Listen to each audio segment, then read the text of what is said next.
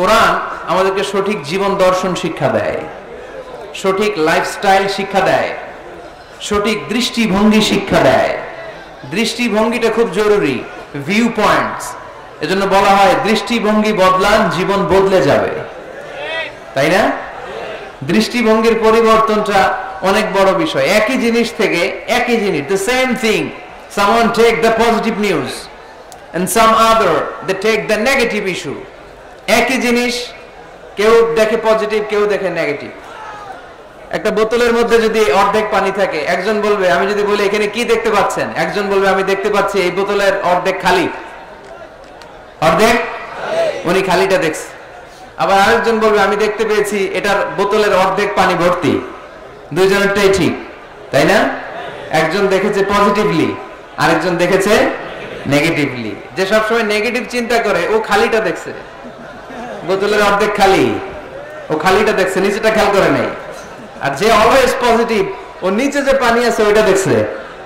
আমরা পজিটিভলি চিন্তা করব, come back positive, not go back to negative.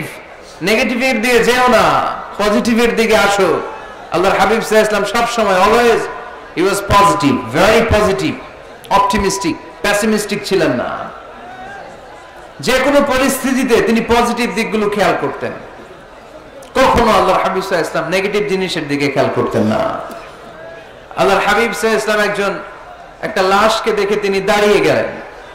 সাহাবারা বলল, ইয়া রাসূলুল্লাহ ইন্নাহু ইয়াহুদি, এটা ইহুদির লাশ। কার লাশ? ইহুদির লাশ। আপনি দাঁড়ালেন যে? আল্লাহর হাবিব সাল্লাল্লাহু আলাইহি ওয়াসাল্লাম বললেন, আওয়ালাইসাত নাফসান, এটা কি মানুষ না? এটা হোক না ইহুদি, হোক না নাস্তিক আর আস্তিক, আমি তো মানুষ কনসিডার করে দাঁড়িয়েছি। তার মানে আল্লাহর হাবিব সাল্লাল্লাহু আলাইহি ওয়াসাল্লাম কনসিডার করেন না এটা মুসলমান না খ্রিস্টান, এটা আস্তিক না নাস্তিক, এটা বৌদ্ধ না নাসারা, না, এগুলো দেখেননি। আল্লাহর হাবিব দেখেছেন সে মানুষ। ওয়ালাকাদ কাররামনা বানি আদম, আল্লাহ বলেননি ওয়ালাকাদ কাররামনাল মুসলিমিন, ওয়ালাকাদ কাররামনাল মুত্তাকিন, ওয়ালাকাদ কাররামনাল মুসাল্লিন। আল্লাহ বলেন না আমি মুসল্লিদেরকে সম্মানিত করেছি, আল্লাহ বলেননি আমি মুমিনদেরকে সম্মানিত করেছি, আল্লাহ বলেননি আমি মুত্তাকিদেরকে সম্মানিত করেছি, আল্লাহ বলেছেন আমি মানুষকে সম্মানিত করেছি। আল্লাহর হাবিব সাল্লাল্লাহু আলাইহি ওয়াসাল্লাম এটাকে মানুষ হিসেবে কনসিডার করে দাঁড়িয়ে গিয়েছেন। আওয়াজ করে পড়েন আল্লাহু আকবার। এজন্য আমরা যেন মানুষকে আগে মানুষ হিসেবে দেখি। আমরা দেখার পরে ভাগ করে ফেলি, ভাই আপনি কোন পীরের মুরিদ, ভাই আপনি কোন দল করেন, ভাই আপনি কোন পার্টির লোক। সে যে মানুষ, সে যে আমার ভাই, তার আসল পরিচয় যে সে মুসলমান, আমাদের সবার পরিচয় যে মুসলমান, এটা আমরা ভুলে যাই। আমরা ভাগ করি, পিস পিস করি। এই বেয়াদবগুলোর আল্লাহ পিস পিস করে ফেলবে। তুমি ভাগ করতে আসছো দুনিয়াতে, আল্লাহর হাবিব আসছে মিশাইতে, মিলিয়ে দিতে এসেছেন তিনি। সহিহ বুখারীতে হাদিসের চ্যাপ্টারে একটা চ্যাপ্টার আছে, ইযহাবু বিনা নুসলিহ বাইনাহুম, আমাকে নিয়ে চলো আমি মিলায়া দিব। চ্যাপ্টারের নাম ইযহাবু বিনা, আমাকে নিয়ে চলো না আমি ওদের মধ্যে মিলায়া দিব। আল্লাহর হাবিব সাল্লাল্লাহু আলাইহি ওয়াসাল্লাম ঝগড়া দেখলেই এই কথাটা শোনায় দিতেন, আরে আমি আছি তো, আমাকে নিয়ে চলো আমি মিলায়া দেব। আমরা মিলায়া দেই না আরো লাগায় দেই? হ্যাঁ, আগুন ধরলে কক্সবাজার আপনারা কি দিয়ে নিবান, তেল দিয়ে না পানি দিয়ে? পানি দিয়ে আগুন নেভাতে হয়। অনেকে ওই জায়গায় তেল ঢেলে দেয়, আরো জ্বলুক, আরো লাগুক, ঘুষাঘুষি মারামারি, এরকম আছে না নাই? না, আমরা যেন এমন না করি, আমরা যেন মিলিয়ে দেই। আমাদেরকে একটা শক্ত সিন্ডিকেট তৈরি করতে হবে, শক্ত সিন্ডিকেট। এই সিন্ডিকেটটা হচ্ছে ঐক্যের সিন্ডিকেট, যাতে কোনো অপশক্তি আমাদের ঐক্যের সিন্ডিকেটকে ভেঙে দিতে না পারে। চিল্লায় বলো ঠিক কি না? ঐক্যের শক্ত সিন্ডিকেট দরকার, যেটা কোনো অপশক্তি এটাকে বানচাল যেন করতে না পারে, এটাকে যেন নস্যাৎ করতে না পারে, এটাকে যেন দুর্বল করে দিতে না পারে। সেজন্য ভ্রাতৃত্বের বন্ধনে আমাদেরকে অটুট থাকতে হবে। কে কোন পীরের মুরিদ, কে কোন দল, কে কোন আইডিওলজি, কে কোন মতাদর্শে বিশ্বাসী, এগুলো যেন বারবার আমরা সামনে টেনে নিয়ে না আসি। আমরা যেন চিন্তা করি আমরা বাংলাদেশি মুসলমান। আমাদের এই ভূখণ্ডে আমাদের সবচেয়ে বড় পরিচয় আমরা বাংলাদেশি মুসলমান। দুইটা পরিচয় এই ভূখণ্ডের কারণে আমাদের পরিচয় আমরা বাংলাদেশি, ঠিক কিনা? আরেকটা হচ্ছে আমাদের ধর্মীয় পরিচয়, আমরা মুসলমান। এটা যেন সবচেয়ে বড় পরিচয় হয়। যদি সে বাংলাদেশি মুসলমান হয়, সে আমার ভাই, সে আওয়ামী লীগ করতে পারে, সে বিএনপি করতে পারে, সে জামায়াত ইসলাম করতে পারে, জাতীয় পার্টি করতে পারে, এখানে দলাদলি করার কোনো সুযোগ নাই। দালাল খেতাব দিতে আমরা খুব অভ্যস্ত। তুই পাকিস্তানের দালাল, ও কয় তাহলে তুই ভারতের দালাল। আছে না নাই? বাংলাদেশের দালাল কেউ নাই। বাংলাদেশ কপাল পড়া জাতি আমরা। আমরা এদেশের সন্তান হয়ে এদেশের দালালি করতে শিখলাম না। আল্লাহ তুমি বাংলাদেশের দালাল আমাদেরকে হওয়ার তৌফিক দান করো। আমরা যেন ভাগাভাগি না করি আল্লাহ, আমরা যেন মিলে থাকতে পারি আল্লাহ তুমি তৌফিক দাও। আরো জোরে পড়ি আমিন। আমি সূরা তাওবার 112 নম্বর আয়াত তেলাওয়াত করেছি আমার খুতবার শুরুতে। এখানে আল্লাহ তাআলা চমৎকার কিছু গাইডলাইন আমাদেরকে দিয়েছেন। এখানে এরা কোন দেশের দালাল? হ্যাঁ, বাংলাদেশ। কি হয়েছে ভাই তোমাদের? জায়গা নাই, প্রজেক্টর দেন নাই ডানে ভাই? বড় একটা মাঠ আছে না, ওখানে প্রজেক্টর আছে। ওখানে যে বড় স্ক্রিনে আমাকে দেখা যাবে, ওখানে যাও, ওখানে আমি আসি। চলে যাও, ধাক্কাধাক্কি করো না, ধাক্কাধাক্কি করো না। কোরআনের মাহফিলে ধাক্কাধাক্কি করা এটা খুব খারাপ, এটা ঠিক না। জায়গা না পেলে দাঁড়িয়ে থাকো। যারা জায়গা পান নাই দাঁড়িয়ে থাকেন। আলহামদুলিল্লাহ, আল্লাহর মেহেরবানি, আমার মাহফিলগুলোতে ইয়াংরা খুব বেশি আসে। আমি খেয়াল করে দেখলাম যে 15 থেকে 25 বেশিরভাগ। গলার জোর দেখছেন? জোর আলহামদুলিল্লাহ। মুরব্বী ভাইরাও আসে। তো এই জন্য আমি ওই আপনির পরিবর্তে অনেক সময় তুমি বলি। আমি বলি যে বসো। তো কয়েকজন আমার বললো হুজুর আপনি যে বসো বলেন, অনেক মুরব্বী তো আছে এখানে, মুরব্বী। তো আমি মুরব্বীদের দিকে ইঙ্গিত করে যখন বলি তখন বলি যে বসেন। এখন বসেন বললে আবার লোকজন বলে বসেন বসেন। ভেজাল আছে না নাই? কয় দিকে খেয়াল করবো বলে? হুজুর যেদিকেই যায় ওদিকেই দোষ। হুজুর ইংরেজি পারে, এটাও দোষ। এই হুজুর ইংরেজি পারে না, এটাও দোষ। হুজুর খায় বেশি, এটা দোষ। এই হুজুর কিচ্ছু খাইতে পারে না, এটাও দোষ। হুজুর বিয়ে করে না, এটা তো মহা মুসিবত। এলাকার ইমাম তো বাড়ানোই যাবে না, মহাদোষ। হুজুর অনেকদিন পরে বিয়ে করছে, এটাও দোষ। আছে না নাই? তো অন্যের দোষ যেন আমরা না খুঁজি। সম্মানিত ভাইরা, আমরা ধাক্কাধাক্কি না করি, আমরা বসে যাই। অনেক মানুষ, শৈত্য প্রবাহ, কিন্তু শীতের কোনো ছোঁয়া এখানে নাই। এত মানুষ হয়েছে, সাফোকেশন হয়ে যাচ্ছে। তো এই জন্য ধাক্কাধাক্কি করা যাবে না। নিরবিচ্ছিন্ন একটা পরিবেশ, নিঝুম নিস্তব্ধ একটা পরিবেশ আমাকে উপহার দিলে আমি চেষ্টা করব কোরআন থেকে একটা ভালো আলোচনা উপহার দেবার। সূরাতুত তাওবার 112 নম্বর আয়াতে আল্লাহ তাআলা আমাদেরকে কিছু গাইডলাইন দিয়েছেন। 9টা গাইডলাইন। কয়টা? সবাই বলেন কয়টা? এগুলো খেয়াল করে মুখস্থ করে নিয়ে যাওয়া যাবে আজকে? মুখস্থ করে আবার আরেকজনের শোনায় দিবেন, পাওয়া যাবে? যে এই 9টা বিষয় যদি কেউ লালন করে, নিজের মধ্যে ধারণ করে, আল্লাহ তাকে জান্নাতের সুসংবাদ দিয়েছে। আমরা জান্নাতে যেতে চাই কি চাই না? বাল্লিগু আন্নি ওয়ালাউ আয়া। একটি আয়াত হলেও আল্লাহর হাবিব বললেন পৌঁছে দাও। আমাদের ধর্মের এই মিশনারি ওয়ার্কটা, এটা সবার দায়িত্ব। মিশনারি ওয়ার্ক, দাওয়াতি অ্যাক্টিভিটি, এটা শুধু মিজানুর রহমান আজহারির দায়িত্ব না। উনি এসে এসে শুধু দাওয়াত দিবে না, এটা সবার দায়িত্ব। আমি যদি বেশি জানি তো বেশি শোনাবো, আপনি কম জানলে কম শোনাবেন।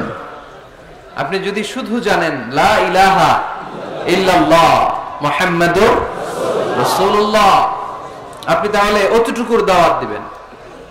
সবাই আমরা দাঈ ইলাল্লাহ। এজন্য কথাগুলো সুন্দর। প্রথমত আমরা যেন এগুলো ধারণ করতে পারি, এগুলো পালন করতে পারি। কক্সবাজারের ভাইরা, অনেক ভাইরা এসেছেন। আমাদের সময় অনেক দামি। অনেকে দোকান পাট, ব্যবসা বাণিজ্য বন্ধ করে টাকা খরচ করে এসেছেন। সময়টা যেন কাজে লাগে। আমরা আমাদের নিয়তকে খালেস করে নেই যে আজকে আমরা যা শুনবো ঠান্ডা মাথায় ইখলাসের সাথে আমল করার নিয়তে শুনবো, এবং যা শুনবো মনে রাখবার চেষ্টা করব এবং এটা পৌঁছে দিব। ঠিক কিনা? সবাই কি একমত? দ্বিমত আছেন নাকি কেউ কেউ? সবাই একমত তো? আসুন আমরা সরাসরি কোরআন থেকে তাফসীর শুনি। এই আয়াতটিতে আল্লাহ তাআলা মুমিনদের 9টি গুণের কথা বলেছেন। আমরা একে একে ধারাবাহিক ভাবে গ্রাজুয়ালি 9টি গুণের কথা শুনবো। প্রথম যে গুণের কথা আল্লাহ তাআলা বলেছেন, আল্লাহ তাআলা উল্লেখ করছেন মুমিনদের প্রথম বৈশিষ্ট্য হচ্ছে আত-তাইবুনা। আমার সাথে সাথে সবাই পড়েন আত-তাইবুনা। সবাই পড়েন নাই, সবাই পড়েন আত-তাইবুনা। মানে মুমিনরা তওবা করে। কি করে? আত-তাওবা। সূরার নাম হচ্ছে আত-তাওবা। আত-তাওবা মানে to go back to your Lord. আপনি আপনার রবের দিকে ফিরে যাবেন। প্রথম পয়েন্ট নিয়ে আলোচনা আমরা শুরু করে দিলাম অলরেডি। কথা বন্ধ করে কান দুটো খরগোশের কানের মতো খাড়া করে আমার দিকে তাকান। আত-তাইবুনা, মুমিনরা তওবা করে। আত-তাওবা, জোরে দিতে হবে। আত-তাওবা মানে হচ্ছে আর-রুজুউ ইলাল্লাহ। আর-রুজুউ ইলাল্লাহ, আল্লাহর দিকে ফিরে যাওয়া। আমাদের ভুল হতে পারে, ভুল হলেই আমরা ফিরে যাই যার দিকে, তিনি কে? আল্লাহ। আল্লাহর হাবিব বললেন কুল্লুকুম খাত্তাউন, তোমরা সবাই পাপী। আমরা সবাই কি পাপী? কক্সবাজারের ভাইয়ের আমরা সবাই পাপী। আমরা যে পাপী এটা বলতে আপনাদের লজ্জা লাগতেছে অনেক। আমরা পাপী না সবাই? শুধু কি পাপী? পাপীর ঘরের পাপী, ঠিক কি না? পৃথিবী না জানুক আমি তো জানি, আমি কি পাপ করেছি হায়। পৃথিবী না জানুক আমি তো জানি, আমি কি পাপ করেছি হায়।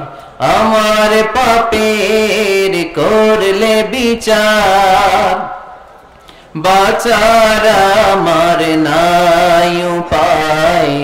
দয়াময় প্রভু মাফ করো আমায়, মাফ করো আমায়। পড়েন আমিন। পৃথিবীর কেউ না জানলেও প্রত্যেকের পাপের হিসাব প্রত্যেকের কাছে আছে না নাই?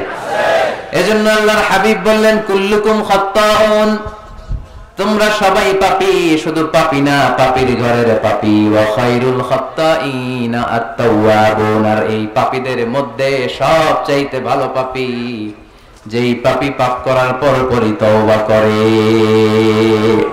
ইয়া আইয়ুহাল্লাযীনা আমানু তুবু ইলাল্লাহি তাওবাতান নাসুহা। ও বিশ্বাসীরা, তোমরা যদি অন্যায় করে ফেলো, তোমরা যদি ভুল করে ফেলো, তোমরা যদি নিজের নফসের উপর জুলুম করে ফেলো, উপলব্ধি আসার পরে আমার কাছে ক্ষমা চাও, তওবা করো। তওবার মতো তওবা করলে আমি জীবনের সব গুনাহ মাফ করে দিতে পারি। তিনি দয়াময়, তিনি মেহেরবান। তার দয়া যে কত বিশাল আপনি কল্পনাও করতে পারবেন না। তুবু ইলাল্লাহি তাওবাতান নাসুহা, তওবার মতো তওবা। তাওবাতুন নাসুহা মানে কি? তওবার মতন তওবা, এমন তওবা যে তওবাতে আল্লাহ আপনারে মাফ করবেই। যেই তওবার মধ্যে জড়িত আছে আবেগ, যেই তওবাতে জড়িত আছে চোখের পানির স্পর্শ। চোখের পানির এত দাম। অনুতপ্ত বান্দা যখন গুনার কথা স্মরণ করে কাঁদে, চোখের পানি ছেড়ে দেয়, এই চোখের পানি চোখ বেয়ে নাকের ডগা বেয়ে মাটিতে পড়ার আগেই আল্লাহ অনুতপ্ত বান্দার জীবনের সব গুনাহ মাফ করে দেয়। এজন্য চোখের পানি ছাড়তে হবে। আমাদের হৃদয়ের ভেতরটা অনেকের খুব শক্ত, নরম হয় না, চোখ দিয়ে পানি নামে না। সর্বশেষ কবে যে আমরা কেঁদেছিলাম অনেকের মনে নাই। এরকম আছে না নাই? যদি জিজ্ঞেস করি ভাই আল্লাহর ভয়ে সর্বশেষ কাঁদছিলেন কবে, মনে নাই। কবে যে কাঁদছিলাম, এত ব্যস্ত আমি, কখন কাঁদবো, কাঁদার তো সময় নাই। এরকম আছে না নাই? না। কুল্লুকুম খাত্তাউন, সবাই পাপী। আর এই পাপীদের মধ্যে সবচেয়ে বড় পাপী যে পাপ করার পরপরই তওবা করে। আপনার পাপ কত বড়? কি অন্যায় করেছেন আপনি? কি গুনাহ করেছেন? কত বড় জুলুম করেছেন? আপনার পাপ, আপনার অন্যায়, আপনার ভুল, আপনার জুলুম যত বড়ই হোক, আল্লাহর দয়া, আল্লাহর ক্ষমা তার চাইতেও বড়। আমাদের পাপ যদি হয় খালের পানির সমান, বিলের পানির সমান, জেনে রাখবেন আল্লাহর দয়া সাগরের পানির সমান। আমাদের পাপ যদি হয় পাহাড়ের সমান, আল্লাহর দয়া আকাশের সমান। এজন্য আল্লাহ বললেন তুবু ইলাল্লাহি তাওবাতান নাসুহা, তওবার মতো তওবা করো। তওবার মতো যদি তওবা করতে পারো, সব গুনাহ maaf করে দিতে পারে কে? কত যে দয়াময় তিনি, কত যে মেহেরবান। দয়ার ভালোবাসাকে তিনি 100 টুকরা করেছেন। এক টুকরা আমাদের সবার মাঝে ভাগ করে দিয়েছেন, 99 টুকরা উনি নিজের মধ্যে রেখে দিয়েছেন। দেখেন আমাদের এক টুকরার ভালোবাসার নমুনা পৃথিবীব্যাপী আপনি খোঁজ করে দেখেন, কত ভালোবাসার ঘটনা, এক একজন যে কত লাভ স্টোরি জানে। যদি জিজ্ঞেস করি ভাই একটা লাভ স্টোরি শোনান, আপনি ঘটনা শুনতে শুনতে নিজেই কাঁদতে শুরু করবেন। এত চমৎকার লাভ স্টোরি, এত চমৎকার ভালোবাসার উপন্যাস, এত চমৎকার নাটক, ভালোবাসার দৃশ্য দেখলে অবাক লাগে। আহা, বন্ধু বন্ধুর জন্য ভালোবাসা, স্বামী স্ত্রীর জন্য ভালোবাসা। নেপালের ওই যে কি যেন একটা এয়ারপোর্টে আমাদের ইউএস বাংলা একটা এয়ারক্রাফট ক্র্যাশ করেছিল, হ্যাঁ, হাজবেন্ড ওয়াইফ, কি নাম এটা, ত্রিভুবন ইন্টারন্যাশনাল এয়ারপোর্ট, ত্রিভুবন। এই ত্রিভুবনে আমাদের পাইলট যখন সিগন্যাল চাচ্ছিল, ওখানে ওই 10 না 01 নাকি 20 এই নিয়ে কনফিউশনের কারণে ওনারা সেফলি ল্যান্ড করতে পারেনি, মারাত্মক ক্র্যাশ। আহা, কিছু ফ্যামিলি দেখলাম, নিউ কাপল, ভেরি নিউ কাপল, নতুন বিয়ে হয়েছিল, হাতে মেহেদির দাগগুলো শুকায়নি তখনও, জ্বলে পুরে হাজবেন্ড সারখার, কিন্তু হাজবেন্ড আর ওয়াইফের হাত এই যুগল আলাদা হয়নি। স্বামী তার স্ত্রীকে ধরে রেখেছিল শেষ মুহূর্তে, বিমানের ভেতরে যখন ফায়ার, গ্যাসের মধ্যে ওরা চিৎকার করছিল, শেষ নিঃশ্বাস যখন ত্যাগ করছিল, হাজবেন্ড তার ওয়াইফের হাত ছাড়েনি, ওয়াইফ ছাড়েনি স্বামীর হাত। ভালোবাসার নমুনা। এক ফোঁটা, এক ভাগ ভালোবাসার ছিটে ফোঁটা আমরা পেয়েছি, ঠিক কিনা? ওই এক ভাগ কি আমি একা পাইছি? আপনি একা পাইছেন? আমরা সবাই মিলে। আমি পত্রিকায় একটা রিপোর্ট দেখেছি, আমি প্রায় বলি, বন্যার পানিতে পানি খেতে খেতে মা জীবন শেষ, কোমর পানি, গলা পানি, নাক সমান পানি, পানি খেতে খেতে শেষ, কিন্তু বাচ্চাটারে বুদ্ধি করে বালতির মধ্যে এরকম চেপে ধরে রাখছে, বন্যার পানিতে পানি খেতে খেতে মা শেষ। আল্লাহর মেহেরবানিতে বাচ্চাটা মরে নাই। এই কলিজার টুকরা দুধের বাচ্চার জন্য মা জীবন দিয়ে দিল। এই বাচ্চার জন্য মায়ের হৃদয়ে ভালোবাসাটা ঢুকায় দিছে কে? দুনিয়ার ভালোবাসার নমুনা যদি এই হয়, 100 টুকরা ভালোবাসার এক টুকরার এক্সাম্পল যদি পৃথিবীতে এই হয়, যার মধ্যে 99 টুকরা ভালোবাসা তিনি রেখে দিয়েছেন, তার ভালোবাসা বেশি না কম? এজন্য আল্লাহ বললেন, তওবার মতো তওবা করো, ক্ষমার মতো ক্ষমা চাও, কাদার মতো কাঁদো, কাদার মতো কাঁদলে সব মাফ করে দেয় কে? আপনি কি পাপ করছেন? আপনি কি অন্যায় করেছেন? কেন আপনি হতাশ? কেন আপনি নিরাশ? লা তাইয়াসু মির রাহিল্লাহ, ইন্নাহু লা ইয়াইয়াসু মির রাহিল্লাহি ইল্লাল কওমুল কাফিরুন। আল্লাহর রহম থেকে, ভালোবাসা থেকে নিরাশ হয়ো না। আল্লাহর রহমত আর দয়া থেকে নিরাশ হয় তারা যারা কাফের, ঠিক কি না? কত পাপ করেছেন আপনি? বনি ইসরাইলের এক সিরিয়াল কিলার ছিল, সহিহ বুখারীতে এসেছে, সে এত হত্যা করেছে, হত্যা করতে করতে করতে 99 জন মানুষকে সে সিরিয়ালি মার্ডার করে ফেলছে। কয়জনকে? আপনি মারছেন কয়জন রে? আমি মারছি কয়জন রে? সে 99 জনকে মারছে। কয়জনকে? 99 জনকে। মারার পরে তার অন্তরে ভয়, হায় রে, 99 জনকে আমি শেষ করে দিলাম, না জানি আমার নসিবে কি আছে, না জানি আল্লাহ আমারে কি শাস্তি দেয়। ভয়ে এক রাহেবের কাছে গেল, খ্রিস্টান পাদ্রী, খ্রিস্টানদের আল্লাহর ওলি, যে বলে, ও আল্লাহর ওলি, আমার তো বড্ড ভয় হয়, আমি অপরাধ করেছি। কি অপরাধ? আমি 99 জনকে হত্যা করেছি। রাহেব বলে, 99 জনকে হত্যা করছো? সর্বনাশ, তোর কপালে তো ক্ষমা নাই। সিরিয়াল কিলার কয়, আমার কপালে যদি ক্ষমা না থাকে, তোরে বাঁচায় রেখে লাভ কি? আমি যেহেতু শেষ, তোরও শেষ করে মরি। ওরেও মেরে ফেলছে। এবার সেঞ্চুরি, এবার সেঞ্চুরি করে আবার ভয়, হায় রে, 100 জনের মারলাম, না জানি আমার নসিবে কি আছে। খুঁজতে লাগলো কোনো ভালো আলেম আছে কিনা। আলেমের কাছে গেছে, যে বলে, আলেম, 100 হত্যা করেছি আমি, 100 খুনের আসামি, আমার নসিবে কি ক্ষমা আছে? আলেম বলে, তুমি কি গুনাহ করছো মিয়া? তোমার গুনাহ যত বড় হোক, তোমার অন্যায় যত বড় হোক, তোমার পাপ যত বিশাল হোক, আমার আল্লাহর দয়া ভালোবাসা তার চাইতেও বিশাল।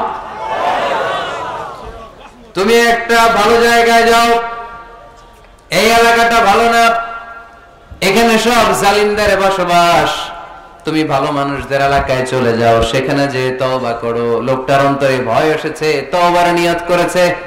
বাসায় যে কাপড় চোপড় ব্যাগের ভেতরে ভরে ঘর থেকে বের হওয়ার সাথে সাথে মালাকুল মাউত এসে রূহ কবজ করেছে। ফাজাআত মালাইকাতুর রাহমা ওয়া মালাইকাতুল আযাব। রহমতের ফেরেশতারা আসছে, আযাবের ফেরেশতারা আসছে। রহমতের ফেরেশতারা বলে যেহেতু রিয়েলাইজেশন আসছে, ভালো পথে যাওয়ার ইন্টেনশন আসছে, আমরা রুহ নিব। আযাবের ফেরেশতারা বলে না, এখনো তো ভালো হইতে পারে নাই, 100টা খুনের বিষয়টা সহজ না, 100 জন মানুষকে হত্যা করেছে, তার রূহটা আমরা নিয়েছি জিনে ঢুকাবো। রহমতের ফেরেশতারা বলে না, তার রূহটা আমরা নিয়ে আইলিনের ভেতরে ঢুকাবো। 2 দল ফেরেশতার মারামারি, 2 দল ফেরেশতা ঝগড়া লেগে গেছে, এরা বলে আমরা, এরা বলে আমরা। ভেজাল আছে না নাই? আল্লাহ বলে ধাক্কা ধাক্কি আর ঝগড়ার দরকার নাই, ফিতা দিয়ে মাপো। ভালো এলাকাটা যে এলাকায় যাচ্ছিল ওই এলাকাটা যদি কাছে হয় রহমতের ফেরেশতারা নিয়ে যাবা, খারাপ এলাকা যদি কাছে হয় আযাবের ফেরেশতারা নিয়ে যাবা। খারাপ এলাকাটা কি কাছে নাকি অনেক কাছে? একেবারে কাছে, ঘর থেকে মাত্র বের হয়েছিল, ঠিক কিনা? আর ভালো এলাকা তো অনেক দূর। আল্লাহ জমিনকে আদেশ করলেন, ভালো এলাকাটা তুই সংকুচিত হয়ে কাছে চলে আয়, খারাপ এলাকাটা তুই দূর থেকে দূরান্তরে চলে যা। মেপে দেখা গেল যে খারাপ এলাকা অনেক দূরে, ভালো এলাকা একেবারে কাছে। রহমতের ফেরেশতারা তার রূহ নিয়ে জান্নাতে ঢুকিয়ে দিল।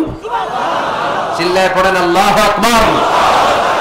এজন্য তওবা যদি তওবার মতো করতে পারেন, চাওয়ার মতো যদি আল্লাহর কাছে চাওয়া যায়, সব গুনাহ মাফ করে দিবে কে? বিশ্বনবী বলেন, আমার আগের কোনো গুনাহ নাই, পরের কোনো গুনাহ নাই। লিয়াগফিরা লাকাল্লাহু মা তাকদ্দামা মিন যামবিকা ওয়া মা তাআখার। আল্লাহ বললেন, নবী আপনার কোনো গুনাহ নাই, আপনি মাসুম, নিষ্পাপ, নিষ্কলুষ, আপনার কোনো পাপ নাই, গুনাহ নাই, অন্যায় নাই। তারপরে বিশ্বনবী বলেন, ওয়াল্লাহি লা আস্তাগফিরুল্লাহ ওয়া আতুবু ফিল ইয়াউমি আকসার মিন 70 মাররা। প্রতিদিন আমি বিশ্বনবী 70 বারেরও বেশি আল্লাহর কাছে তওবা করি। কয়বারের বেশি? কোন গুনাহ আছে? কোন পাপ আছে? কোন অন্যায় জীবনে করেছেন? উনি যদি প্রতিদিন করে 70 বার, আমাদের করা দরকার কয়বার? হ্যাঁ, 70,000 বার। আহা, আমরা করি কয়বার? কয়বার করি? বছরে করি না 70 বার, ঠিক কিনা? আওয়াজ করে সবাই তওবা পড়েন, পড়েন আস্তাগফিরুল্লাহ, আবার পড়েন আস্তাগফিরুল্লাহ, আবার পড়েন আস্তাগফিরুল্লাহ। আপনার তওবা, আপনার ইস্তেগফার আপনি নিজেই পড়বেন। অনেকে বলে ইমাম সাহেব না আনলে তওবা পড়া যাবে না, আছে না নাই? হুজুর এসে তওবা পড়াইতে হয়। আপনাদের কক্সবাজার আলহামদুলিল্লাহ এগুলো নাই না? বেশি না, আপনার তওবা আপনি করবেন, আপনি অনুতপ্ত হবেন। আপনি ডাকতে দেরি, আল্লাহ ডাকে সাড়া দিতে দেরি হয় নাই। ওয়া ইযা সাআলাকা ইবাদি আন্নী ফাইন্নী করিব, যখন জিজ্ঞেস করে আমি কোথায়, নবী আপনি বলে দেন আমি কাছে। আল্লাহ কাছে না দূরে? আল্লাহর কাছে কোনো ভায়া হয়ে যাওয়া লাগে? কোনো কেরানি হয়ে যাওয়া লাগে না? কোনো মাধ্যম হয়ে যাওয়া লাগে আল্লাহর কাছে? আল্লাহ বলে ডাকলেই আল্লাহ ডাকে সাড়া দেয়। চিল্লায় বলেন ঠিক কি না? আল্লাহ বললেন, যদি আমার কাছে আসতে চাও 1 বিঘত, আমি আসি 2 বিঘত। যদি আমার কাছে আসতে চাও 1 হাত, আমি আল্লাহ আসি 2 হাত। যদি আমার কাছে হেঁটে হেঁটে তুমি বান্দা আসতে চাও, আমি আল্লাহ তোমার দিকে দৌড়ে দৌড়ে যেতে চাই। তুবু ইলাল্লাহি তাওবাতান নাসুহা, তওবার মতো তওবা করো। তওবার মতো তওবা করলে সব গুনাহ মাফ করে দিতে পারে কে? আল্লাহ। তাহলে মুমিন বান্দার প্রথম গুণ হচ্ছে আত-তাইবুনা। প্রথম গুণটা কি? আত-তাইবুনা। সবাই পড়েন, আবার পড়েন আত-তাইবুনা। তওবার 5টা শর্ত আছে। কয়টা? আরো জোরে বলেন কয়টা? 1 নাম্বার হচ্ছে অ্যাকনলেজমেন্ট, স্বীকার যাইতে হবে যে আল্লাহ আমি সবচেয়ে বড় গুনাহগার। কি গুনাহ করছেন আপনি জানেন না, এগুলো স্বীকার করেন। একটার পর একটা লিস্ট করে আল্লাহর শোনান, যদিও আল্লাহ সব জানে, ঠিক কি না? আপনি বলেন আল্লাহ আমি এই পাপ করেছি, আল্লাহ আকাশের নিচে জমিনের উপরে আমার চাইতে বড় গুনাহগার আর কেউ নাই, এমন কোন পাপ নাই যেটা আমি করি নাই। আল্লাহ আমি ছাড়া তোমার গোলামের অভাব নাই, কিন্তু তুমি ছাড়া আর একটা রবও আমার নাই, ঠিক কি না? এভাবে আল্লাহরে বলেন। অ্যাকনলেজমেন্ট, স্বীকারোক্তি, আল ইকরার, স্বীকার জান যে আপনি গুনাহগার, আপনার চাইতে বড় গুনাহগার এই তল্লাতে দ্বিতীয়টা নাই। 2 নাম্বার হলো রিপেন্টেন্স, অনুতপ্ত হন, চোখের পানি ছাড়েন, মাফ করে দিবে কে? সাইয়েদনা আদম আলাইহিস সালাম ভুল করলেন, ক্ষমা চাওয়ার সময় এই 2টা কাজ তিনি আগে করলেন। প্রথমে তিনি স্বীকার গেলেন তিনি ভুল করেছেন, তারপরে তিনি অনুতপ্ত হলেন। আমরাও যদি ভুল করি কেমন করে আল্লাহর কাছে ক্ষমা চাইতে হয় সেই দোয়াটা আমাদের জন্য রেখে গেলেন। পড়েন, রাব্বানা যালামনা আনফুসানা ওয়া ইল্লাম তাগফির লানা ওয়া তারহামনা লানাকুনান্না মিনাল খাসিরিন। ও আমাদের রব, জুলুম করেছি নফসের উপর, তুমি যদি মাফ না করে দাও আমরা ক্ষতিগ্রস্তদের অন্তর্ভুক্ত হয়ে যাব, আমরা খাসিরিনদের ভেতরে শামিল হয়ে যাব, ঠিক কি না? তাহলে প্রথমে গেল অ্যাকনলেজমেন্ট, স্বীকারোক্তি, স্বীকার করবেন।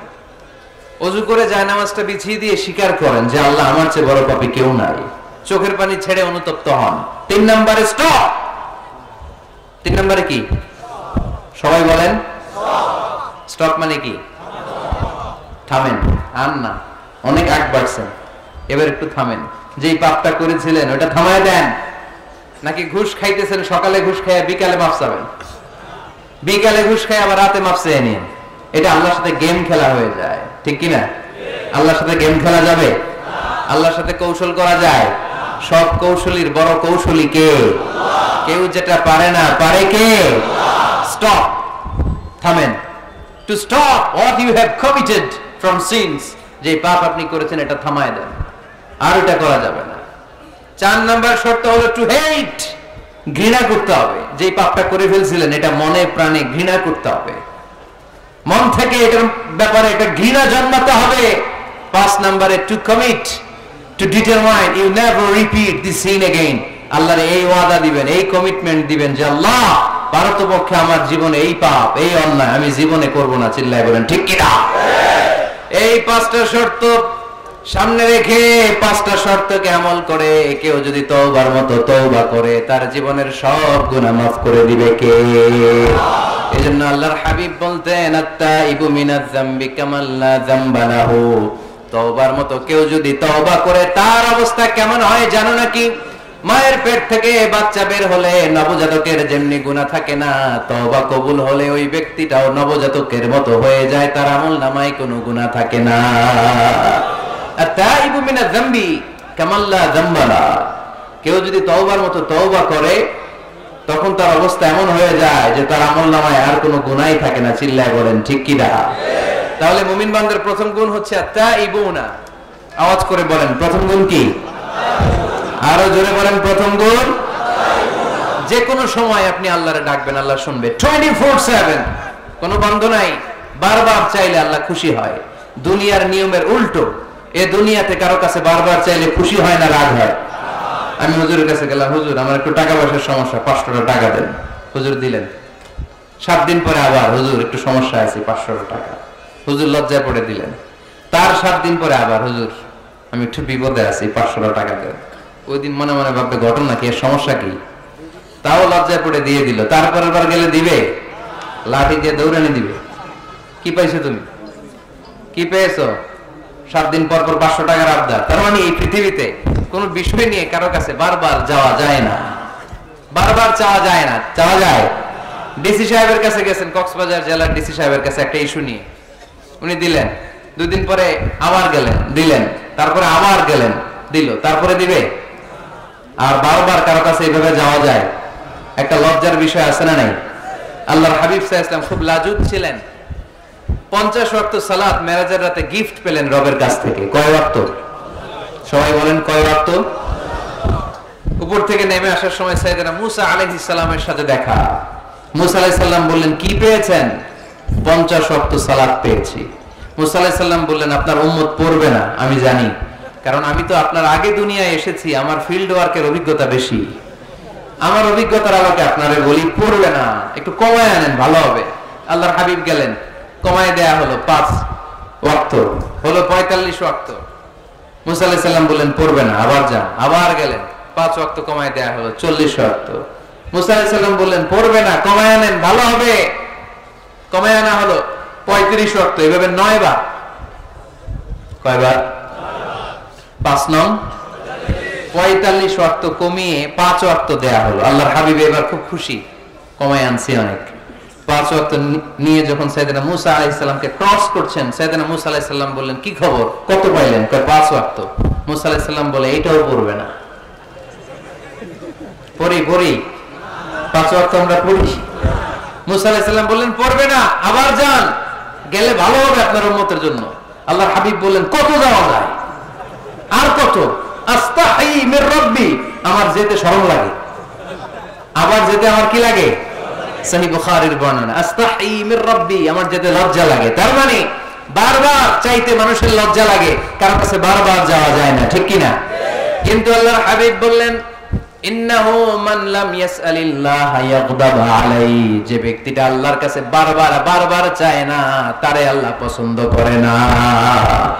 বরং বারবার যে আল্লাহর কাছে যায়, বারবার যে চায়, বারবার যে কাঁদে, বারবার যে ক্ষমা চায়, তারে আল্লাহ পছন্দ করে। সুবহানাল্লাহ পড়ে। এজন্য দুনিয়ার নিয়মের উল্টো, দুনিয়ায় বারবার যাওয়া যায় না, দুনিয়ার বুকে বারবার চাওয়া যায় না, কিন্তু আল্লাহর কাছে বারবার গেলে, বারবার চাইলে আল্লাহ এই বান্দার উপর বেশি খুশি হয়ে যায়। সুবহানাল্লাহ পড়ে। 24/7, সব সময়, সপ্তাহের 7 দিন, দিনের 24 ঘন্টা, মাসের 30 দিন আপনারা ক্ষমা করার জন্য আল্লাহ বসে আছে, কিন্তু ক্ষমাটা চাওয়ার সময়টা আমাদের নাই। শেষ রাতে প্রথম আকাশে আল্লাহ মনোনিবেশ করে ডাকতে থাকেন, আলামিন মুস্তাগফিরিন আগফির আলা, কার ক্ষমা লাগবে ক্ষমা চাও, ক্ষমা করে দেব। আলামিন মুস্তারজিকিন আরযুকালা, কার রিজিকের দরকার রিজিক দিয়ে দেব। আলামিন মুস্তাকসিন আকসুলা, কার নতুন ড্রেস দরকার, I will give you the new dress, তোমার নতুন জামা দিয়ে দেব। কার চাকরি দরকার, চাকরি চাও, চাকরি দিয়ে দেব। কার বিয়ে হচ্ছে না, আমার কাছে চাও, সুন্দরী বউয়ের ব্যবস্থা করে দেব।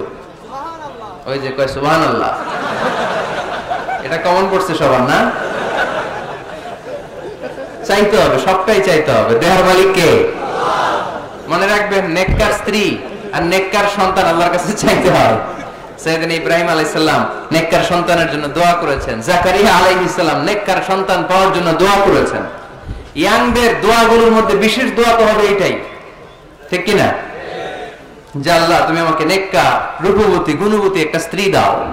স্ত্রী যদি ভালো হয় ঘরটা জান্নাত, স্ত্রী যদি খারাপ হয় ঘরের ভিতরে দ্বিতীয় বিশ্বযুদ্ধ, ঠিক কি না? A timely marriage is very important for the young society of Bangladesh. সময় মতো বিয়ে, এটা সব জায়গায় আমি বলি। ছেলের বাবা যারা আছেন, মেয়ের বাবা যারা আছেন, ওদের দুঃখগুলো একটু বুঝেন। ওরা অনেক দুঃখে আছে, কষ্টে আছে, বুক ফাটে তো মুখ ফুটে না, ঠিক কি না? বিয়ের চেয়ে ভালো কাজ হয় না, বিয়ের চেয়ে ভালো কাজ হতে পারে না। এই যে উঠতি বয়সের ছেলে মেয়েরা বর্তমানে ফাস্টেস্ট ওয়ার্ল্ডে যেভাবে ট্রেন্ড চেঞ্জ হচ্ছে, তারা তাদের যৌবনকে নষ্ট করে ফেলছে। তারা এই যে পরকীয়া, এই যে গার্লফ্রেন্ড বয়ফ্রেন্ডের যে কালচার, এগুলো আগে ছিল না, এগুলো দেশের মধ্যে এখন ঢুকছে। ওই যে চিল্লায় উঠতেছে অনেকে, দেখছেন?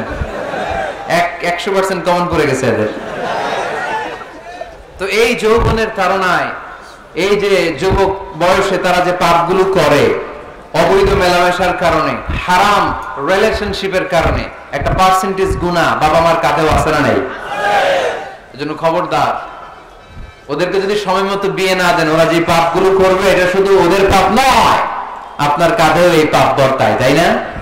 এজন্য আগে আগে বিয়ে দেন, অন টাইম, টাইমলি ম্যারেজ। মসজিদে মসজিদে বিয়ে করাবেন, ছেলের বাবা মেয়ের বাবা চলে আসবে, ইজাব হবে, কবুল হবে, খেজুর নিয়ে যাবেন, 1 কেজি, বিয়ে শেষ। সহজ হয়ে গেছে না? 1 কেজি 2 কেজি খেজুর খাওয়াই দিবেন। দিস ইজ দ্য ওয়ালিমা। আল্লাহর হাবিবের যখন বেশি টাকা ছিল তিনি বেশি খাওয়াতেন। এক বিয়েতে তিনি 400 জন সাহাবীকে খাসির গোশত, উটের গোশত আর রুটি খাইয়েছেন।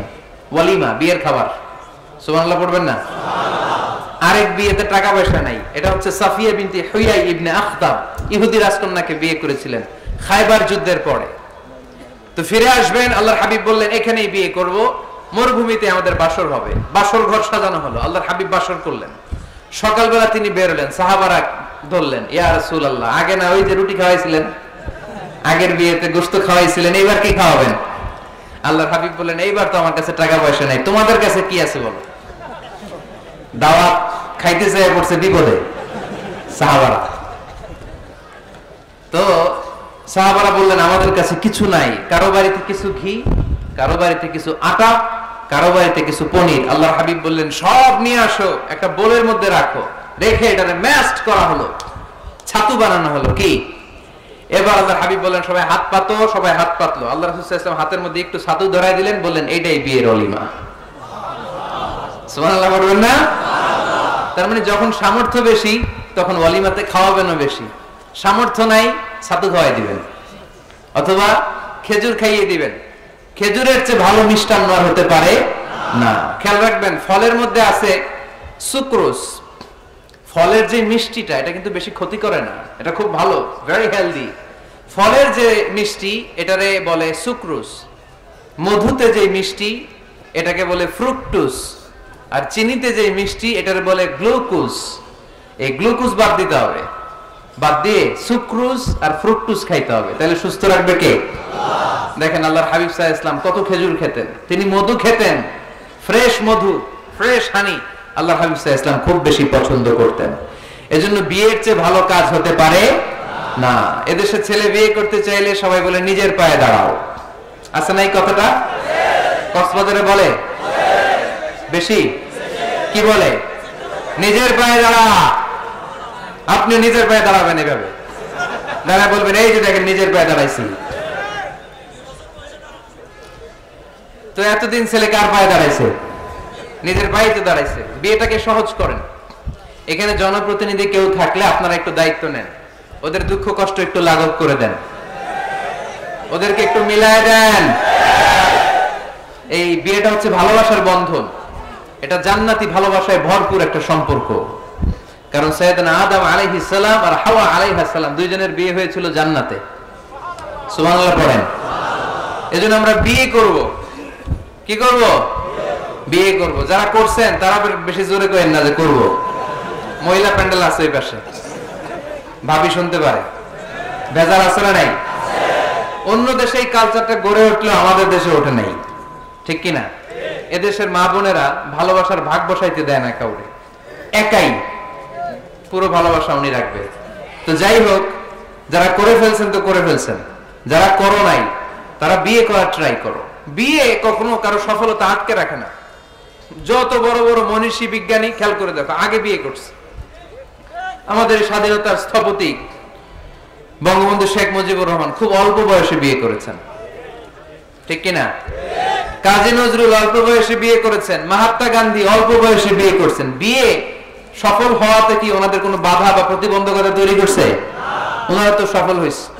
সমস্যাটা যেখানে ওনারা বিয়ে করে সফল হয়েছে, আমরা সফল হয়ে তারপরে বিয়ে করতে চাই, ঠিক কিনা? এটাই বুঝতে চাই না যে সফল হওয়ার মাধ্যম হচ্ছে তাড়াতাড়ি বিয়ে করা, তাড়াতাড়ি বিয়ে করা। ইউগনিহিমুল্লাহ মিন ফাদলিহ। যারা বিয়ে করবে আল্লাহ নিজ দায়িত্বে তাদেরকে সম্পদশালী বানায় দিবে। এজন্য আন-নিকাহ মিন সুন্নতি ফামান রাগিবা আন সুন্নতি ফালাইসা মিন্নি। বিয়ে আমার সুন্নাত, আমার সুন্নাতকে যে ভালোবাসে না সে আমার ফলোয়ার হতে পারে না। এজন্য বাবা কারা কারা আছেন? ছেলের বাবা দেখে হাত তোলেন।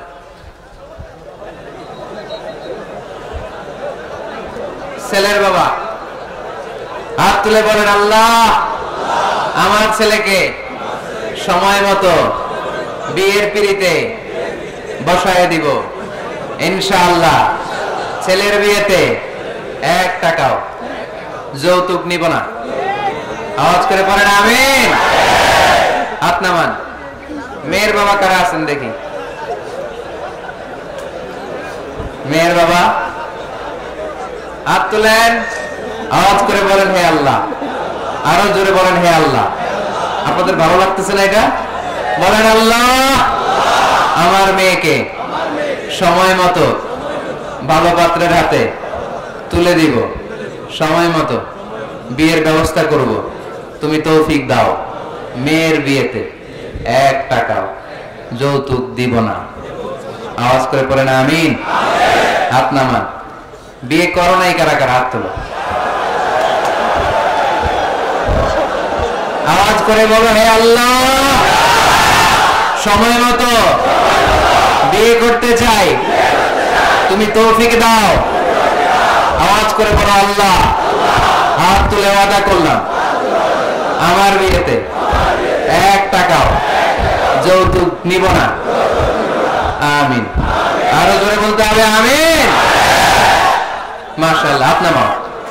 আপনার এই তো সবাই খুশি, ছেলের বাবাও খুশি, মেয়ের বাবাও খুশি, পাত্ররাও খুশি, মাইকের আওয়াজ শুনে ওইদিকে পাত্রীরাও খুশি।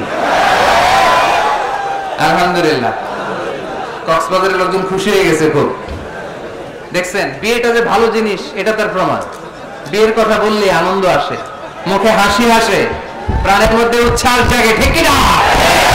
তাযাওয়াজু আল ওয়াদুদ আল ওয়ালুদ ফাইন্নী মুকাসিরুন বিকুমাল উমাম।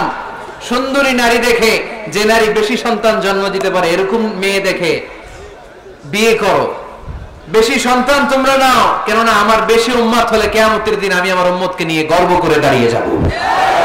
আল্লাহর হাবিব বলেন 1000 কোটি লোক আমার উম্মত। আল্লাহু আকবার। তাহলে বিয়েতে কোনো অকল্যাণ নাই। চেয়ারম্যান সাহেব যদি থাকেন, এমপি সাহেব যদি শুনে থাকেন, আপনি এই জন্য তো কথাবার্তা করেন না, চুপচাপ করে বসে আছে। কি নাম ভাই? টিপু সুলতান। মাশাআল্লাহ। টিপু ভাই আপনি এই ব্যবস্থাটা নেবেন, আপনার দায়িত্বে, আপনার দায়িত্বে এই অভাগাগুলার রেখে গেলাম, ব্যবস্থা করে দিয়েন, সহজ করে দিবেন, সহজ করে দিয়েন। ছেলে যদি মেয়েকে পছন্দ করে, মেয়ে যদি ছেলেকে পছন্দ করে, ছেলে যদি নামাজি হয়, মেয়ে যদি ভদ্র হয়, বাদ সাধবেন না, ঝামেলা করবেন না, বিয়ে দিয়ে দেন। কল্যাণ আছে না নাই? এজন্য বিয়েটাকে সহজ করবেন। যে সমাজে বিয়ে সহজ ওই সমাজে জিনা কঠিন, যেই সমাজে জিনা সহজ ওই সমাজে বিয়ে কঠিন। আমার দেশে জিনা করা সহজ না কঠিন? বিয়ে করা, বিয়ে করতে এই লাগে ওই লাগে, ব্যাংক ব্যালেন্স লাগে, ফ্ল্যাট লাগে, 10 লক্ষ টাকা মোহরানা লাগে। জিনা করতে কিচ্ছু লাগে না, তুমি আমি রাজি হইলে হয়ে যায়, ঠিক কি না? এটাই বাস্তবতা, চরম বাস্তবতা। This is the real crisis of the young society of Bangladesh. এদেশের ইয়াং ছেলেরা এই ক্রাইসিসে আছে, ওদের কথা কেউ কইতে পারে না, এজন্য ওদের পক্ষ হয়ে আমি একটু বলি। বাবারা, ছেলের বাবারা, মেয়ের বাবারা, বিষয়টা একটু খেয়াল করবেন। আল্লাহ আমাদের সবাইকে কথাগুলো বুঝার, আমল করার তৌফিক দান করুন। এজন্য ভুল যদি হয়ে যায় ক্ষমা চাইবে একজনের কাছে, তিনি কে? আল্লাহ বলেন যখনই ক্ষমা চাইবা তখনই আমি ক্ষমার জন্য রাজি। শুধু 2টা সময় মানুষের ক্ষমা আর তাওবা কবুল করা হয় না। আওয়াজ করে বলতে হবে কয়টা? এক হলো বাদাল গরগরা, যখন গরগরানি শুরু হয়ে যায়, একজন মানুষের হায়াত যখন ফুরিয়ে যায়, মালাকুল মাউত তখন তার রূহ ধরে টান মারে, তার গলায় গরগর গরগর শব্দ হয়, তখন যদি আল্লাহর কাছে সে তওবা করে, ওই তওবা কবুল হবে না। সময় তো শেষ, দা গেম ইজ ফাইনাল, শেষ। আপনি মালাকুল মাউতকে দেখে ফেলছেন, আলামুল বারজাক দেখতে শুরু করেছেন, এখন কিসের তওবা? টাইম নাই, নো চান্স। এ হচ্ছে নাম্বার 1। নাম্বার 2 হচ্ছে বাদা তুলুই শামসি মিন মাগরিবিহা, কিয়ামতের আগে সূর্য আর পূর্ব দিক থেকে উদিত হবে না, এটা পশ্চিম দিক থেকে উদিত হবে। সূর্য যেদিন পশ্চিম দিক থেকে উদিত হবে, ওই দিন থেকে তওবার দরজা, তওবার চ্যাপ্টারকে বন্ধ করে দিবে কে? আল্লাহ। এছাড়া যে কোনো মুহূর্তে 24/7 আপনি ভুল করেই ক্ষমা চাইলে মাফ করে দিবে কে? আল্লাহ। শয়তান বলে, আল্লাহ আপনি আমারে জাহান্নামী বানালেন, আমিও দেখে নেব কেমন করে আপনি আপনার বান্দাদেরকে জান্নাতে ঢুকান। ফাবিমা আগওয়াইতানি লা আকউদান্না লাহুম সিরাতাকাল মুস্তাকিম সুম্মা লাআতিয়ান্নাহুম মিন বাইনি আইদিহিম ওয়া মিন খালফিহিম ওয়া আন আইমানিহিম ওয়া আন শামাইলিহিম ওয়া লা তাজিদু আকসারাহুম শাকিরিন। আল্লাহ আপনি একটারও জান্নাতে ঢুকাতে পারবেন না, আমাকে যেহেতু করেছেন জাহান্নামী, সবগুলারে আমি জাহান্নামে ঢুকাবো। আল্লাহ বলেন তুই যদি ওয়াসওয়াসা দিতে দিতে বান্দারে একেবারে শেষ পর্যায়ে নিয়ে যাস, বান্দা যদি গুনার কথা বুঝতে পেরে উপলব্ধি করে একবার চোখের পানি ছেড়ে ক্ষমা চায়, আমি আমার বান্দার সব গুনাহ মাফ করে দেব। তুই কি করবি? শয়তান বলে, আল্লাহ হিসাবটা এত সোজা না, আমি ডান দিক থেকে দেব ধোঁকা, বাঁ দিক থেকে দেব, সামনে থেকে দেব, পেছন থেকে দেব, মাজরার দাম শিরায় শিরায় ঢুকে ধোঁকা দেব। ওয়ালা তাজিদা আকসারহুম শাকিরিন, একটারও জান্নাতে ঢুকাতে পারবেন না। আল্লাহ বললেন তুই আমারে চ্যালেঞ্জ দিলি, আমি তো মালিকুল আমলাক, সব রাজার বড় রাজা, মহারাজা, ঠিক কি না? মহারাজা কখনো চ্যালেঞ্জ নেয় না, মহারাজা শুধু চ্যালেঞ্জ দেয়। তুই আমারে চ্যালেঞ্জ দিলি, ওকে ফাইন, ডান, আমিও তোর চ্যালেঞ্জ দিলাম। ওয়া ইজ্জতি ওয়া জালালি ওয়া ইরতিফা'i মাকানি, আমার ইজ্জতের কসম, আমার জালালিয়াতের কসম, আমার ক্ষমতার কসম, তুই আজীবন ওয়াসওয়াসা দিতে দিতে গোমরা বানাবি, পাপ কাজ করাবি, কিন্তু একদিন যদি সে অনুতপ্ত হয়ে আমার কাছে ক্ষমা চায়, আমি জীবনের সব গুনাহ মাফ করে দেব। এক ফোঁটা চোখের পানি ছেড়ে আমার কাছে কাঁদলে আমি ক্ষমা করে দেব, বান্দাটারে জান্নাতি বানাইয়া দেব। তুই কি করবি? আমি মাফ করব, তুই কি করবি? সুবহানাল্লাহ পড়তে বললেন না? তওবার কারিশমা বুঝতে পেরেছেন ভাইরা? তওবা করতে রাজি আছেন সবাই? প্রত্যেক সালাতের পরে আমরা তওবা করব, রাজি আছেন? আল্লাহর হাবিব সাল্লাল্লাহু আলাইহি ওয়াসাল্লাম সালাম ফেরানোর পরে পড়তেন আল্লাহু আকবার, এরপর পড়তেন আস্তাগফিরুল্লাহ, আস্তাগফিরুল্লাহ, আস্তাগফিরুল্লাহ। সারাটা দিন তিনি আস্তাগফিরুল্লাহ পড়তেন। সকালবেলা পড়তেন, দুপুরে পড়তেন, বিকেলে পড়তেন, মাঝরাতে ঘুম ভেঙে গেলে পড়তেন। শুধুমাত্র কেবলমাত্র একমাত্র যখন টয়লেটে ঢুকতেন তখন পড়তে পারতেন না, এজন্য টয়লেট থেকে বের হয়ে সর্বপ্রথম তিনি ক্ষমা চেয়ে নিতেন। যেহেতু সারাদিন জিকির করেছে আর ইস্তেগফার করেছে, শুধু টয়লেটে ঢোকার সময়টা পড়তে পারতেন না, এজন্য টয়লেট থেকে বের হয়ে ক্ষমা চাইতেন। কি পড়তেন? গফরানাক। গফরানাক মানে কি হুজুর? ক্ষমা চাই, আল্লাহ ক্ষমা চাই, আস্তাগফিরুল্লাহ, আস্তাগফিরুল্লাহ, আস্তাগফিরুল্লাহ। এজন্য ভুল হয়ে গেলে, পাপ হয়ে গেলে, অন্যায় হয়ে গেলে, অনুতপ্ত হয়ে আমরা ক্ষমা চাইবো কার কাছে? আর জোরে বলেন কার কাছে? তাহলে মুমিন বান্দার প্রথম গুণ কি? আত-তাইবুনা। আওয়াজ করে বলেন, প্রথম গুণ কি? মনে থাকবে নাকি ভুলে যাবেন? 2 নাম্বার গুণ আল-আবিদুনা। সবাই বলেন আল-আবিদুনা। আওয়াজ করে পড়তে হবে আল-আবিদুনা। মানে মুমিন বান্দারা ইবাদত করবে একজনের, তিনি কে? আল্লাহ। ইবাদতের জন্য আমাদেরকে তৈরি করেছে কে? ওমা খালাকাতুল জিন্না ওয়াল ইনসা ইল্লা লিয়াবুদুন। আল্লাহ বললেন, আমি জিন জাতি আর মানব জাতি, দুই জাতিকে তৈরি করেছি আমার ইবাদতের জন্য। ইবাদত চলবে একজনের, তিনি কে? আল্লাহ। দাসত্ব চলবে একজনের, তিনি কে? আল্লাহ। সিজদা দেব আমরা একজনকে, তিনি কে? নাকি মাজারে সেজদা, বাজারে সেজদা, পীরকে সেজদা, বাবাকে সেজদা? সেজদা চলবে একজনকে, তিনি কে? কেউ ফিরে না খালি হাতে আল্লাহরে তোর দরবারেতে। পড়েন, কেউ ফিরে না। এজন্য আল্লাহ বললেন মুমিন বান্দার দ্বিতীয় গুণ আল-আবিদুনা, তারা ইবাদত করবে একজনের, তিনি কে? ফালইয়াবুদু রাব্ব হাযাল বাইত আল্লাযী আত'আমাহুম মিন জু' ওয়া আমানাহুম মিন খাউফ। আল্লাহ বললেন, এই কাবা ঘরের মালিক আমি আল্লাহ, আমি এক আল্লাহর ইবাদত তোমরা করো। আমরা বললাম, আল্লাহ আপনি এক আল্লাহর ইবাদত যদি আমরা শুরু করে দেই আমরা কি পাবো?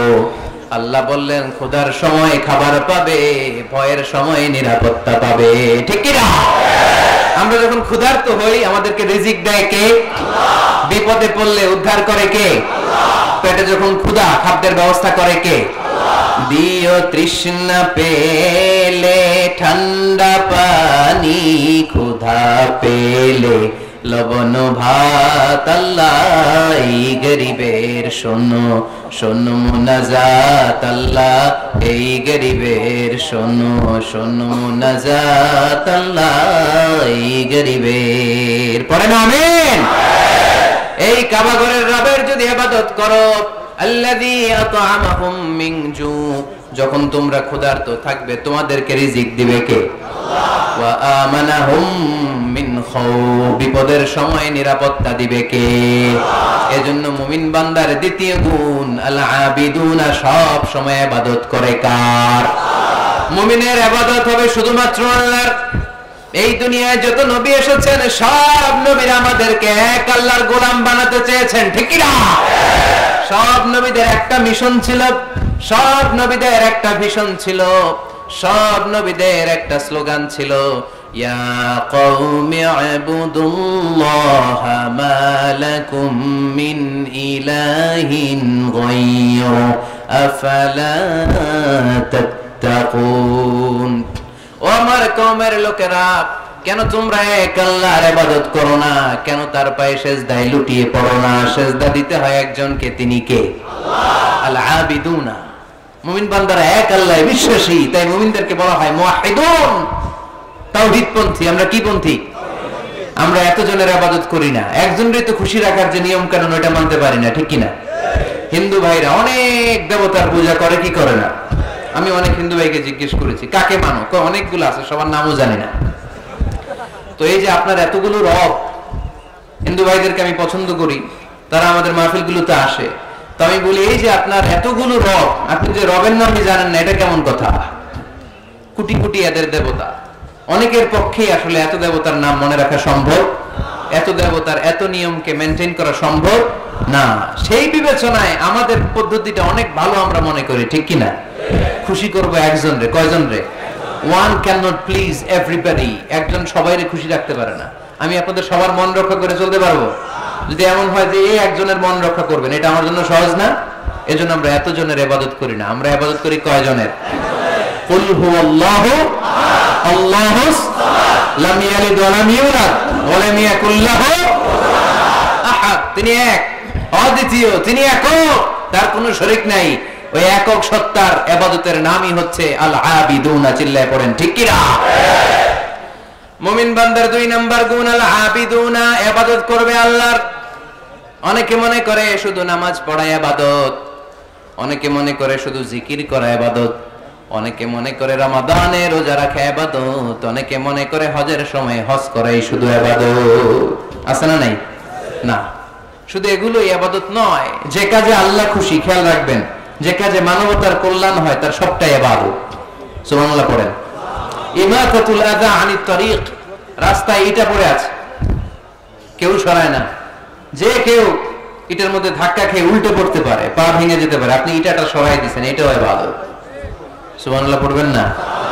তাবাসসুমুকা ফি ওয়াজহি আখিকা সাদাকা, your smile to your brother, it's a charity. তুমি তোমার ভাইয়ের দিকে তাকিয়ে যে মুচকি হাসি মারলা, এটাও ইবাদত। তুমি তোমার স্ত্রীকে দেখে যে সালাম দাও, এটাও ইবাদত। স্ত্রীর সাথে যে আপনি অন্তরঙ্গ সময় কাটান, এটাও ইবাদত। সুবহানাল্লাহ পড়েন। ওয়াফি বুদআই আহাদিকুম সাদাকা, ওয়াফি বুদআই আহাদিকুম সাদাকা, অন্তরঙ্গ সময় যে তোমরা স্ত্রীর সাথে কাটাও, এটাও ইবাদত, এটাও সদকা দেওয়ার সওয়াব। আল্লাহর হাবিব যখন একথা বললেন, সাহাবারা অবাক। সাহাবারা বলতে শুরু করলো, ইয়া হাবিবাল্লাহ, এটা কেমন কথা? স্ত্রীর সাথে আমরা অন্তরঙ্গ মুহূর্ত কাটাবো, এটাতেও সওয়াব হয়। আল্লাহর হাবিব বললেন, এই অন্তরঙ্গ মুহূর্ত স্ত্রীর সাথে না কাটিয়ে যদি পরকীয়া করতে, গুনাহ আছে না নাই? তাহলে এই সময়টা যদি স্ত্রীর সাথে কাটাও, প্রতি মুহূর্তে তোমার আমলনামায় সওয়াব দিয়ে ভরে দিবে কে? আল আবিদুনা, এটা ইবাদত। বৃক্ষরোপণ কর্মসূচি, এর চেয়ে বড় ইবাদত হতে পারে? আল্লাহ এই গাছগুলোর ওসিলায় আমাদেরকে বাঁচিয়ে রেখেছে, ঠিক কিনা? আমরা যে গ্যাসটা নিয়ে শ্বাস নেই, এটার নাম কি? অক্সিজেন। ছাড়ি কোনটা? Carbon die oxide. তো এই যে অক্সিজেন নেই, এটা আসে কোথা থেকে? গাছ থেকে। গাছ লাগান, পরিবেশ বাঁচান। গাছ লাগান, পরিবেশ বাঁচান। এই গাছ লাগানোর চেয়ে বড় ইবাদত হতে পারে না। আপনি গোটা মানব সভ্যতাকে বাঁচালেন, ঠিক কিনা? একজনকে যদি আপনি বাঁচান, কেমন যেন গোটা বিশ্বের সবাইকে আপনি বাঁচালেন। এজন্য গাছ লাগানোর চেয়ে ভালো ইবাদত হতে পারে না। ঋণ দেয়া, এর চেয়ে ভালো ইবাদত আর হতে পারে না। দুইজনের মধ্যে ঝগড়া, মিলিয়ে দেয়া, পারবেন না মিলাই দিতে? নাকি একটু লাগাই দিবেন? আরো কি করবেন? মিলাই দিবেন। এরে যে বলবেন, আরে ভাই উনি তো আপনাদের সালাম দিছে, এ বলবে ঘটনা কি? 2 মাস ধরে কথা কয় না, সালাম দিল, এটা আবার কেমন কথা? তার একটু আইস ব্রেকিং হবে, তার অন্তরে ওই ব্যক্তির ব্যাপারে একটা পজিটিভ ধারণা হবে। ওর কাছে যে বলবেন, ভাই উনি তো আপনার প্রশংসা করে খালি, বুঝলাম না, শুধু আপনার কথা কয়। সে বলবে, তাই নাকি? বাইরে বাইরে রাগ দেখাইলে ভিতরে তো দেখে অন্তরটা নরম। এই যে দুজনের মধ্যে আইস ব্রেকিং। এরপর দেখা হইলে একে দেখে মুচকি হেসে দিবে, ও ওর দেখে সালাম দিয়ে দিবে, ঠিক কিনা? মাঝখানে আপনার আমলনামাটা ভারী করে দিবে কে? আল্লাহ। আল আবিদুনা ইবাদত। রক্ত দিবেন, রক্তদান কর্মসূচি, ব্লাড ডোনেশন প্রজেক্ট, এর চেয়ে বড় ইবাদত হতে পারে? জীবনে একবার রক্ত দেন না, এরকম আছেন? হাত তোলার দরকার নাই। রক্ত দিয়েছেন কারা কারা দেখি? কি জন্য দিয়েছেন? জাতির জন্য? আমরা তো রক্ত জাতির জন্য দেই অনেক সময়, হ্যাঁ, সওয়াবের জন্য। হাত নামান, মাশাআল্লাহ। বাকিরাও দিয়েন। খুব বেশি অসুস্থতা, ভয়ঙ্কর রোগের জটিলতা এগুলো না থাকলে প্রতি 4 মাস 6 মাস অন্তর অন্তর আপনি রক্ত দিতে পারেন। যদি আপনি রক্ত না দেন, আপনার দেহের যে ব্লাড সেলগুলো আছে প্রত্যেক 4 মাস 6 মাস অন্তর অন্তর এগুলো এমনি ভেঙে যায়, ভেঙে নতুন সেল গঠন হয়। আপনি দিলে একজন বাঁচত, না দিলে এগুলো এমনি নষ্ট হয়ে যায়। সুবহানাল্লাহ পড়বেন না? রক্ত দেওয়ার মতো ভালো কাজ হতে পারে? মানুষ বাঁচানোর মতো? প্রায় দেখবেন ফেসবুকে বা টিভিতে বিভিন্ন সোশ্যাল মিডিয়াগুলোতে নিউজ আসে, একজন মুমূর্ষু রোগীকে বাঁচাতে রক্তের প্রয়োজন, রক্তের গ্রুপ এ পজিটিভ। কোন সহৃদয়বান ব্যক্তি যদি থাকেন তাহলে রক্ত দিয়ে আমাদেরকে সাহায্য করবেন, এরকম ঘোষণা আছে না নাই? আমরা এগুলোকে এড়িয়ে যাই, আমরা সাহায্য করতে চাই না। আপনি যদি রক্ত দেন, জীবন বাঁচান, এর চেয়ে বড় ইবাদত আর হতে পারে? আপনি যদি নলকূপ স্থাপন করে দেন, হাজার হাজার পথিক এই নলকূপের পানি খেয়ে তৃষ্ণা নিবারণ করবে, এটাও ইবাদত, ঠিক কিনা? এজন্য মুমিন বান্দার দ্বিতীয় গুণ আল আবিদুনা। মুমিন বান্দা একজনের খুশির জন্য ইবাদত করে, তিনি কে? আমরা সব করি কার খুশির জন্য? এজন্য আল্লাহ বললেন, কুল ইন্না সলাতি ওয়া নুসুকি ওয়া মাহইয়ায়া ওয়া মামাতি লিল্লাহি রাব্বিল আলামিন। ও নবী, আপনি বলে দেন, নিশ্চয় আমার নামাজ, আমার রোজা, আমার হজ, আমার যাকাত, আমার জীবন, আমার মরণ একজনের জন্য, তিনি কে? সবকিছু হবে মুমিনের একজনের খুশির জন্য, তিনি হচ্ছেন আমাদের আল্লাহ। এজন্য মুমিন বান্দার 2 নাম্বার গুণ আল আবিদুনা। মুমিন সব সময় ইবাদত করে কার জন্য? 3 নাম্বার গুণ হচ্ছে আল হামিদুনা। 3 নাম্বার গুণ কি? সবাই বলেন, আরো জোরে বলেন। পিছনের ভাইদের কষ্ট হচ্ছে অনেক না? আওয়াজ করে পড়েন, আল হামিদুনা। মানে প্রশংসা একজনের, তিনি কে? আল্লাহ। সবকিছু প্রশংসা করে কার? আল্লাহ। চাঁদ সূর্য প্রশংসা করে কার? আল্লাহ। আকাশ জমিন প্রশংসা করে কার? আল্লাহ। বৃক্ষরাজিগুলো প্রশংসা করে কার? আল্লাহ। এজন্য আল্লাহ বললেন, সাব্বাহা লিল্লাহি মা ফিস সামাওয়াতি ওয়া মা ফিল আরদি ওয়া হুয়াল আজিজুল হাকীম। নবমণ্ডল ভূমণ্ডল যেখানেই যা আছে, আকাশ জমিনের সবকিছু তাসবিহ পড়ে একজনের, তিনি কে? ওয়া ইম মিন শাইইন ইল্লা ইউসাব্বিহু বিহামদিহি ওয়ালাকিন লা তাফকাহুনা তাসবিহাহুম। নবমণ্ডল ভূমণ্ডল আকাশ বাতাসে যেখানেই যেটা আছে সবকিছু তাসবিহ পড়ে একজনের, কিন্তু তাদের তাসবিহর ভাষা তোমরা বুঝো না। সুবহানাল্লাহ পড়েন। গাছগুলো তাসবিহ পড়ে কার? আল্লাহ। শুনতে পাই? শুনতে পাই আমরা? পাখিগুলো জিকির করে কার? আল্লাহ। শুনতে পাই? কারণ ওই কান আমাদের নাই, ওই কান যাদের আছে তারা শুনতে পায়। সুবহানাল্লাহ পড়েন। পাখিরা যায় উড়ে যায় আকাশের ওই নীলিমায়, নদীরা যায় ছুটে যায় সাগরের ওই মোহনায়। পাখ পাখালি আর সাগর নদী, পাখ পাখালি আর সাগর নদী, কার গুণগান গায়। আল্লাহু আল্লাহ, আল্লাহু আল্লাহ, আল্লাহর গুণগান গায়। পড়েন, আল্লাহু আল্লাহ, আল্লাহু আল্লাহ, আল্লাহর গুণগান গায়। চিল্লায় পড়েন সুবহানাল্লাহ। তাহলে প্রশংসা চলবে একজনের, তিনি কে? আল্লাহ।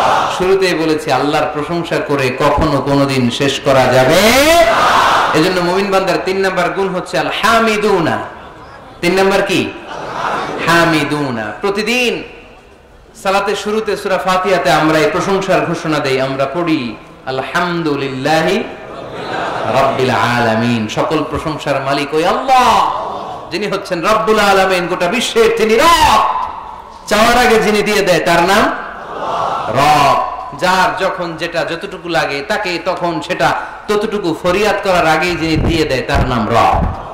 আমরা ওই রবের প্রশংসা করি, আমরা পড়ি আলহামদু। কি পড়ি? আলহামদু মানে সকল প্রশংসা। আল্লাহর হাবিব সাল্লাল্লাহু আলাইহি ওয়াসাল্লাম কিয়ামতের দিন একটা পতাকা ধরে রাখবেন এইভাবে, ওই পতাকার মধ্যে লেখা থাকবে আলহামদু। কি লেখা থাকবে? এটাকে বলে লিওয়াউল হামদ। হামদের পতাকা, কারণ এই পৃথিবীতে আল্লাহ তাআলা সবচাইতে বেশি প্রশংসা যিনি করেছেন তার নাম মুহাম্মদ সাল্লাল্লাহু আলাইহি ওয়াসাল্লাম। মুহাম্মদ মানে প্রশংসিত। আবার ওনার আরেকটা নাম হলো আহমদ। আহমদ মানে যিনি সবচাইতে বেশি প্রশংসা করে, ঠিক কিনা?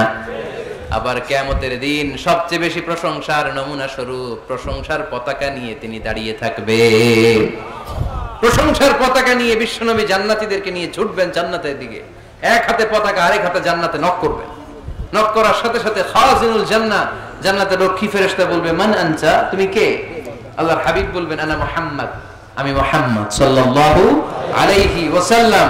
জান্নাতের ফেরেশতারা বলবে, ঠিক আছে, আপনার জন্যই খুলতে বলা হয়েছে, আর আমাদেরকে এই নির্দেশ দিয়ে দেয়া হয়েছে যে আপনি ছাড়া কারো জন্য যেন এই জান্নাতের দরজা আমরা না খুলি, আপনার জন্যই যেন এই দরজা খোলা হয়। পড়েন সুবহানাল্লাহ। এজন্য প্রশংসা চলবে একজনের, তিনি কে? আল্লাহ। আল্লাহর প্রশংসা করে শেষ করা যাবে? মুমিনদের বৈশিষ্ট্য, সব সময় আল্লাহর প্রশংসা করে। মুমিন সব সময় পড়ে আলহামদুলিল্লাহ। সব সময় কি পড়ে? আলহামদুলিল্লাহ। সুখ আছে আলহামদুলিল্লাহর ভিতরে। সুখ আছে কিসের ভিতরে? আওয়াজ করে সবাই পড়েন তো আলহামদুলিল্লাহ। মুমিন বান্দার 4 নাম্বার গুণ হলো আস-সাইহুনা। 4 নাম্বার গুণ কি? আস-সাইহুন। আস-সাইহুনের 3টা তাফসীর এসেছে, আওয়াজ করে পড়েন কয়টা? তাফসীরে এসেছে আস-সাইহুন এর মানে হচ্ছে আস-সাইরুন মানে ভ্রমণকারী। কুল সিরু ফিল আরদি ফানজুরু কাইফা কানা আকিবাতুল মুকাজ্জিবিন। জমিনের মধ্যে তোমরা ঘুরে বেড়াও, আর যারা মিথ্যাবাদী ছিল, যারা দাম্ভিক ছিল, তাদের পরিণাম কি হয়েছে তোমরা দেখে আসো। এজন্য দেখে দেখে অনেক কিছু শেখা যায়, ঠিক কি না? 10টা বই পড়ে আপনি যা শিখতে না পারবেন, 3 দিনের সফর থেকে আপনি বেশি শিখতে পারবেন, ঠিক কি না? এজন্য সফর করবেন, ঘুরতে যান, মিশরে যান, মিশরের পিরামিডে যান। এই পিরামিডের ভিতরে ফেরাউনের লাশ রাখা হয়েছিল, এখন সেখান থেকে এনে মিশরের জাদুঘরে রাখা হয়েছে। আপনি দেখলে বুঝবেন কেমন করে আল্লাহ একজন দাম্ভিক বাদশাকে শুটকির মতো বানিয়ে রাখতে পারে।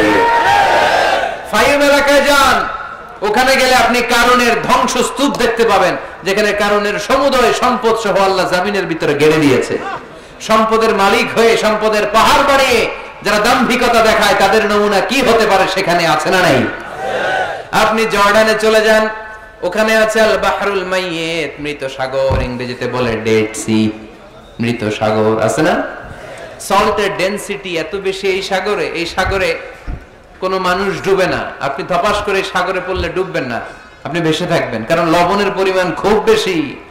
এই সাগরের ভেতরে কোনো মাছ জন্মায় না, কোনো মাছ নাই, কোনো ব্যাঙ নাই, কোনো কাঁকড়া নাই, কিচ্ছু নাই, শ্যাওলাও জন্মায় না। এত লবণ, এটা গজবের জায়গা। লূত আলাইহিস সালামের কওমের লোকেরা সমকামিতা করত, ছেলে ছেলেতে বিয়ে, মেয়ে মেয়েতে বিয়ে। ইদানিং বাংলাদেশেও ঢুকতেছে এটা, নাউজুবিল্লাহ পড়বেন না? এগুলো ঠেকায় দেওয়া যাবে? এগুলোকে রুখে দেওয়া যাবে? মুসলমান সাবধান, খুব সাবধানে থাকতে হবে। এগুলো দেখেন, এগুলো যদি আপনি দেখেন তাহলে আল্লাহর প্রতি ভয় বাড়ায় দিবে কে? তাহলে সাইহুনার প্রথম ব্যাখ্যা হচ্ছে সাইরুনা। সাইহুনার 2 নাম্বার তাফসীর হচ্ছে সাইমুনা। তাফসীরে এসেছে as-সাইহুন মানে হচ্ছে as-সাইমুন, রোজাদার। রোজা রাখেন না আপনারা? রমজান মাস আসতেছে না কয়েক মাস পরে, রমাদানের রোজা যারা রাখে তারা হচ্ছে সাইহুন। আবার নফল রোজা যারা রাখে, সোমবার বৃহস্পতিবার আল্লাহর হাবিব রোজা রাখতেন, আপনারা মাঝে মাঝে রাখেন। আরাফার রোজা রাখতেন আল্লাহর হাবিব, আশুরার রোজা রাখতেন। প্রতি মাসের আইয়ামুল বীদ 13, 14, 15 এই 3 দিনের রোজা রাখতেন। কক্সবাজারের ভাইরা এই রোজাগুলো আপনারা রাখেন না? না রাখেন? মুরব্বীরা রাখতে চায়, অনেক বোনেরা জিজ্ঞেস করে যে কখন রোজা রাখলে ভালো হবে, এদেরকে এগুলো জানাই দিবে। রোজা রাখার কি ফজিলত শুনেন। ইন্না ফিল জান্নাতি 8 আবওয়াব, জান্নাতে 8টা দরজা আছে। কয়টা? মিনহা বাব ইউসাম্মা আর-রায়্যান, সেখানে স্পেশাল একটা দরজা আছে, ওটার নাম আর-রায়্যান। লা ইয়াদখুলুহু ইল্লা সাইমুন, রোজাদাররা ছাড়া কেউ ওই রায়্যান দরজা দিয়ে ঢোকার সুযোগ পাবে না। মান দাখালাহু লাম ইয়াজমা আবাদা, একবার রায়্যান দরজা দিয়ে যে ব্যক্তি ঢোকার সুযোগ পাবে, কিয়ামতের জন্য তার গলার তৃষ্ণা মিটিয়ে দিবে কে? সাইহুনার 3 নাম্বার ব্যাখ্যা হলো আল মুজাহিদুনা, যারা জিহাদ করে তারা আল্লাহর প্রিয়। ওয়াজাহিদু ফিল্লাহি হাক্কা জিহাদিহি, যেমন করে জিহাদ করা দরকার ঠিক তেমন তেমন আল্লাহর জন্য জিহাদ করো। অনেকে মনে করে জিহাদ মানে তলোয়ার, জিহাদ মানে AK-47, জিহাদ মানে মাথার মধ্যে কালো পাগড়ি তারপরে বোম ফোটানো, আছে না নাই? না, এটা ভুল ধারণা। জিহাদ হচ্ছে আল্লাহর জমিনে আল্লাহর দ্বীনকে বাস্তবায়নের জন্য প্রাণান্তকর প্রচেষ্টা, যে সময় যেটা লাগে। কাফের মুশরিকদের বিরুদ্ধে যদি আমাদের মুসলিম দেশের প্রধান ঘোষণা দেয়, তখন সশস্ত্র সংগ্রামের নাম হচ্ছে জিহাদ, ঠিক কি না? এছাড়া যিনি বক্তব্য দিতে পারে তার বক্তব্য হচ্ছে জিহাদ, যিনি লিখতে পারে ইসলামের পক্ষে লিখে যাওয়াটাই হলো জিহাদ। যার প্রশাসনিক ক্ষমতা আছে, প্রশাসনের চেয়ারে বসে ইসলামের উপকার করার নাম হলো জিহাদ। অনেকে জিহাদের সাথে জঙ্গিবাদকে গুলায়, আছে না নাই? জিহাদ এক জিনিস, জঙ্গিবাদ আরেক জিনিস। জঙ্গিবাদ হচ্ছে মানুষের অকল্যাণ করা, মানুষের সম্পদকে নষ্ট করা, মানুষের উপর জুলুম করা হচ্ছে জঙ্গিবাদের অপর রূপ। চিল্লায় বলেন ঠিক কিনা? আর জিহাদ হচ্ছে মানবতার কল্যাণে কাজ করা, সত্যের পক্ষে থাকার নাম হচ্ছে জিহাদ। যারাই সত্যের পক্ষে, যারাই কল্যাণের পক্ষে, তারা হলো মুজাহিদ। আর যারাই সত্যের বিপক্ষে, তারাই হচ্ছে জঙ্গি। আল্লাহর হাবিব সাল্লাল্লাহু আলাইহি ওয়াসাল্লাম ছিলেন মুজাহিদ, আর জঙ্গি ছিল আবু জাহেল, ঠিক কিনা? সাইয়েদনা ইব্রাহিম খলিল ছিলেন মুজাহিদ, নমরুদ ছিল জঙ্গি। মুসা আলাইহিস সালাম ছিলেন মুজাহিদ, তাহলে জঙ্গি ছিল কে? চিল্লায় বলেন কে? এখানে আপনারা যারা কোরআনের পক্ষে, প্রত্যেকে এক একজন মুজাহিদ। চিল্লায় বলেন ঠিক কিনা? আর যাদের এই কোরআনের মাহফিলকে পছন্দ হয় না, কোরআনের আওয়াজ যারা সহ্য করতে পারে না, কোরআনের উচ্ছ্বাস আর আবেগকে যারা থামিয়ে দিতে চায়, এরাই এক একটা জঙ্গি। চিল্লায় বলেন ঠিক কিনা? এরাই জঙ্গি। জিহাদ হচ্ছে মুসলিমের পক্ষে মুসলিমের হক আদায় করার মিশনের নাম হচ্ছে জিহাদ। জঙ্গিবাদকে মাটির সাথে মিশিয়ে জঙ্গিবাদের কবর রচনা করার নাম হচ্ছে জিহাদ। সমাজ থেকে জঙ্গিপনা দূর করার নাম হচ্ছে জিহাদ। তার মানে জিহাদ এক জিনিস, জঙ্গিপনা আরেক জিনিস, ঠিক কিনা?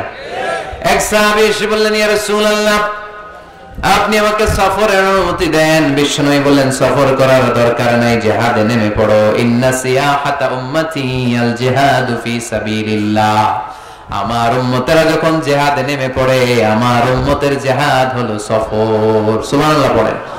সফর করলে এটা জিহাদ হয়ে যাবে। তাহলে মুমিন বান্দার 4 নাম্বার গুণ হচ্ছে সাইহুনা। মুমিন বান্দারা সফর করে আল্লাহর সৃষ্টি বৈচিত্র্য দেখে আল্লাহকে চিনতে চায়। সাইহুনার দ্বিতীয় ব্যাখ্যা হচ্ছে সাইমুনা, তারা আল্লাহর খুশির জন্য রোজা রাখে।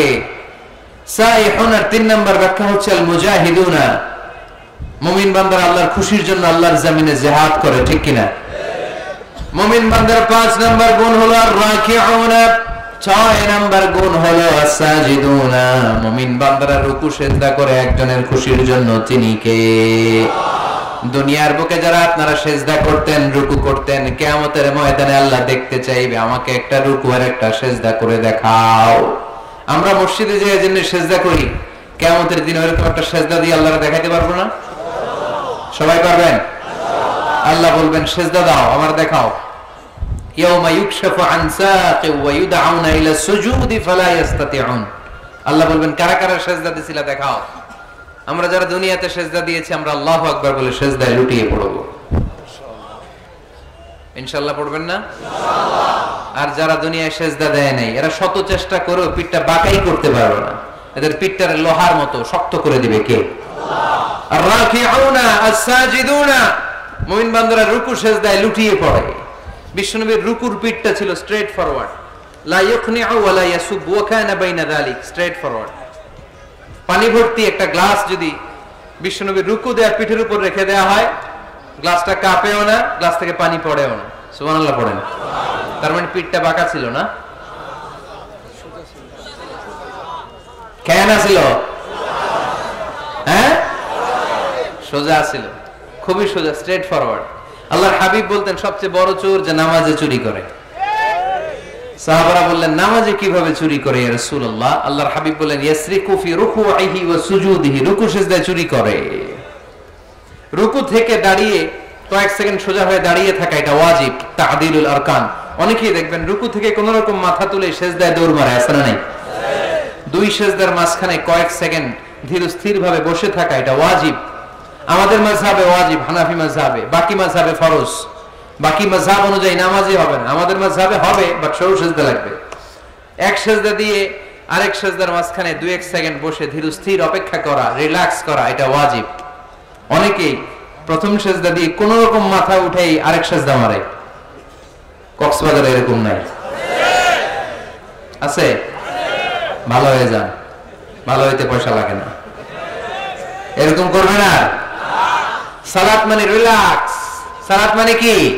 সালাতে কায়েম করো, সালাতে কায়েম করো, হবে সম্মানী তুমি, হবে জান্নাতি তুমি, হবে সম্মানী তুমি, হবে জান্নাতি তুমি, দিবে কাল হাসরে শীতল ছায়া আরশে আজিম, রব্বিয়াল আলা রব্বিয়াল আযীম, রব্বিয়াল আলা রব্বিয়াল আযীম। আলহামদুলিল্লাহ পড়েন। সালাত আপনারা জান্নাতি বানাবে, সম্মানিত বানাবে। তাড়াহুড়ো করলে, তাই না? কি করলে? ধীর স্থির ভাবে সালাত করতে হবে। আল্লাযীনা হুম ফি সালাতিহিম খাশিউন, successful indeed are the believers who offer their 5 times salah with full of solemnity and submission. আমরা নামাজও পড়ি, দিন দুনিয়া সব খবর রাখি, আছে না নাই? নামাজও পড়তেছে, টেলিভিশনে কি চলতেছে ওই টেনশন আছে না নাই? নামাজও পড়তেছে, ক্রিকেটের কি অবস্থা, টেনশন আছে না নাই? এই নামাজ পড়লে কি খুশু খুদু বাড়বে? সাহাবারা নামাজে দাঁড়ালে, মরুভূমিতে আল্লাহু আকবার বলে দাঁড়ালে, মরুভূমির পাখিগুলো সাহাবাদের মাথার উপরে এসে বসে যেত। পাখিগুলো মনে করতে এগুলো খেজুর গাছ। সাহাবাদের পা থেকে তীর টেনে বের করা যেত নামাজে, ওনারা টেরি পেতেন না। নামাজের বাইরে তীর ধরে টান দিলে কাঁদতেন, আর নামাজে তীর ধরে টান দিলে টেরি পেতেন না। সুবহানাল্লাহ মাহফিলের পরে পড়বেন, আওয়াজ করে পড়েন আল্লাহু আকবার। সিজদা দিয়ে আপনি আল্লাহর কাছে যেতে পারবেন। আমরা আল্লাহর কাছে যেতে চাই না? প্রধানমন্ত্রী যদি ডাকে খুশি হবেন না? মাননীয় প্রধানমন্ত্রী শেখ হাসিনা আপনাকে ইনভাইটেশন লেটার পাঠালো, আসো আমার বাসভবনে, তোমার সাথে সাক্ষাৎ করব। কি খুশি আমরা, হ্যাঁ? সেজে গুজে আমরা যাব। প্রধানমন্ত্রী আমাকে ডাকছে, উনি আসতে বলছে, ওনার কাছে যাওয়া যাবে। আর সেজদায় পড়ে যে আল্লাহর কাছে যাওয়া যায় আমরা টেরই পাই না। আল্লাহ একটা নীতিমালা আমাদেরকে শিখাইয়া দিয়েছেন। আল্লাহ বলেছেন, আমার কাছে আসতে চাও, সেজদায় লুটিয়ে পড়ো। ওয়াসজুদ ওয়াক্তারিব।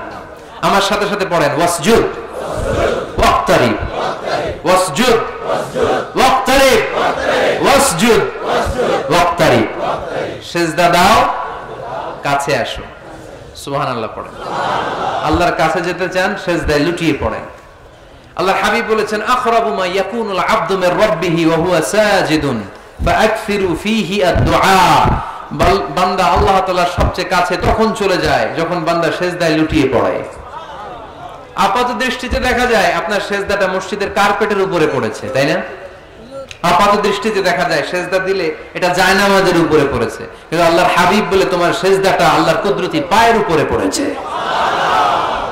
এজন্য মুমিন বান্দার 5 এবং 6 নাম্বার গুণ রাকিউন সাজিদুন, তারা রুকু করে রুকুকারীদের সাথে, ওয়ারকাউ মা'আর রাকিঈন, সিজদা করে সিজদাকারীদের সাথে। আল্লাহর হাবিবকে আম্মা জানা এসে বললেন, ইয়া রাসূলুল্লাহ, কেমন করে কিয়ামতের দিন আপনি আপনার উম্মতকে চিনবেন? যেহেতু আল্লাহ তাআলা আপনাকে সুপারিশ করার সুযোগ দিবেন, এই সুযোগটা পাওয়ার পরে কেমন করে আপনি আপনার উম্মতকে চিনবেন লক্ষ লক্ষ কোটি কোটি উম্মতের মধ্য থেকে? আল্লাহর হাবিব বললেন, গুররাম মুহাজ্জালিনা মিন আসারিল wudu, ওযু করে আমার যে উম্মতেরা নামাজ পড়েছে, ওযুর পানিগুলো আমার উম্মতের যেই যেই অঙ্গের মধ্যে লেগেছে, ওই অঙ্গগুলো কিয়ামতের দিন রেডিয়াম বাতির মতো জ্বলজ্বল করে জ্বলতে থাকবে। এই জ্বলজ্বলে দৃশ্য দেখে আমি বুঝতে পারবো এটা আমার উম্মত, তার জন্য সুপারিশ করে আমি জান্নাতের ব্যবস্থা করে দেব। পড়েন সুবহানাল্লাহ। এজন্য রাকিউনা সাজিদুনা, রুকু দিতে হবে, সেজদায় পড়ে কাঁদতে হবে। মনের যত জ্বালা আপনি সেজদায় পড়ে আল্লাহরে বলেন। আমরা বিপদে পড়লে সবার আগে শেয়ার করি ফেসবুকে, তাই না? ফেসবুকে ইউজ করেন আপনারা? বিপদে পড়লেই কোথায় শেয়ার? না, বিপদে পড়লেই সেজদায় যে আল্লাহর কাছে শেয়ার করেন। কার কাছে শেয়ার করবেন? কোথায় যে? সেজদায় লুটিয়ে পড়ে। পড়া যাবে? মনে থাকবে সবার? এরপর আল্লাহ বললেন আমার মুমিন বান্দার 7 নাম্বার গুণ হলো আলামিরুনা বিল মা'রুফি ওয়ান নাহুনা আনিল মুনকার। 7 আর 8 নাম্বার গুণ আল্লাহ একসাথে বললেন, ভালো কাজের আদেশ করবে, মন্দ কাজের নিষেধ করবে, ঠিক কি না? মান রাআ মিনকুম মুনকারান ফালিয়ুগাইয়িরহু বিয়াদিহি। খারাপ কাজ যদি দেখো, সমাজে অসঙ্গতি যদি দেখো, অন্যায় কাজ যদি চোখের সামনে হতে দেখো, ক্ষমতা থাকলে হাত দিয়ে থামিয়ে দাও, ঠিক কি না? চেয়ারম্যান সাহেবের জন্য এটা ওয়াজটা, উনি পারবে, আপনি পারবেন? আপনি যদি হাত দিয়ে থামাইতে দেন, খবর আছে না নাই? চেয়ারম্যান সাহেব যদি থামাই দেয়, কোনো ঝামেলা আছে? তাহলে প্রথম স্তর হচ্ছে আমাদের টিপু ভাইয়ের জন্য। টিপু ভাই অন্যায় দেখলে থামাই দিবেন, ঠিক কি না? টিপু ভাইয়ের সাথে আমরা আছি না নাই? অন্যায়কে রুখে দেন, জঙ্গিবাদকে রুখে দেন, টেন্ডারবাজি রুখে দেন, চাঁদাবাজি রুখে দেন, ক্যাসিনোর ব্যবসাকে রুখে দেন।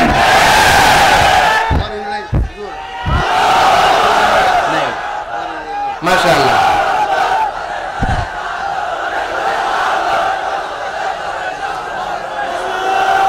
যুবকদের গায়ে অনেক শক্তি, অনেক উচ্ছ্বাস।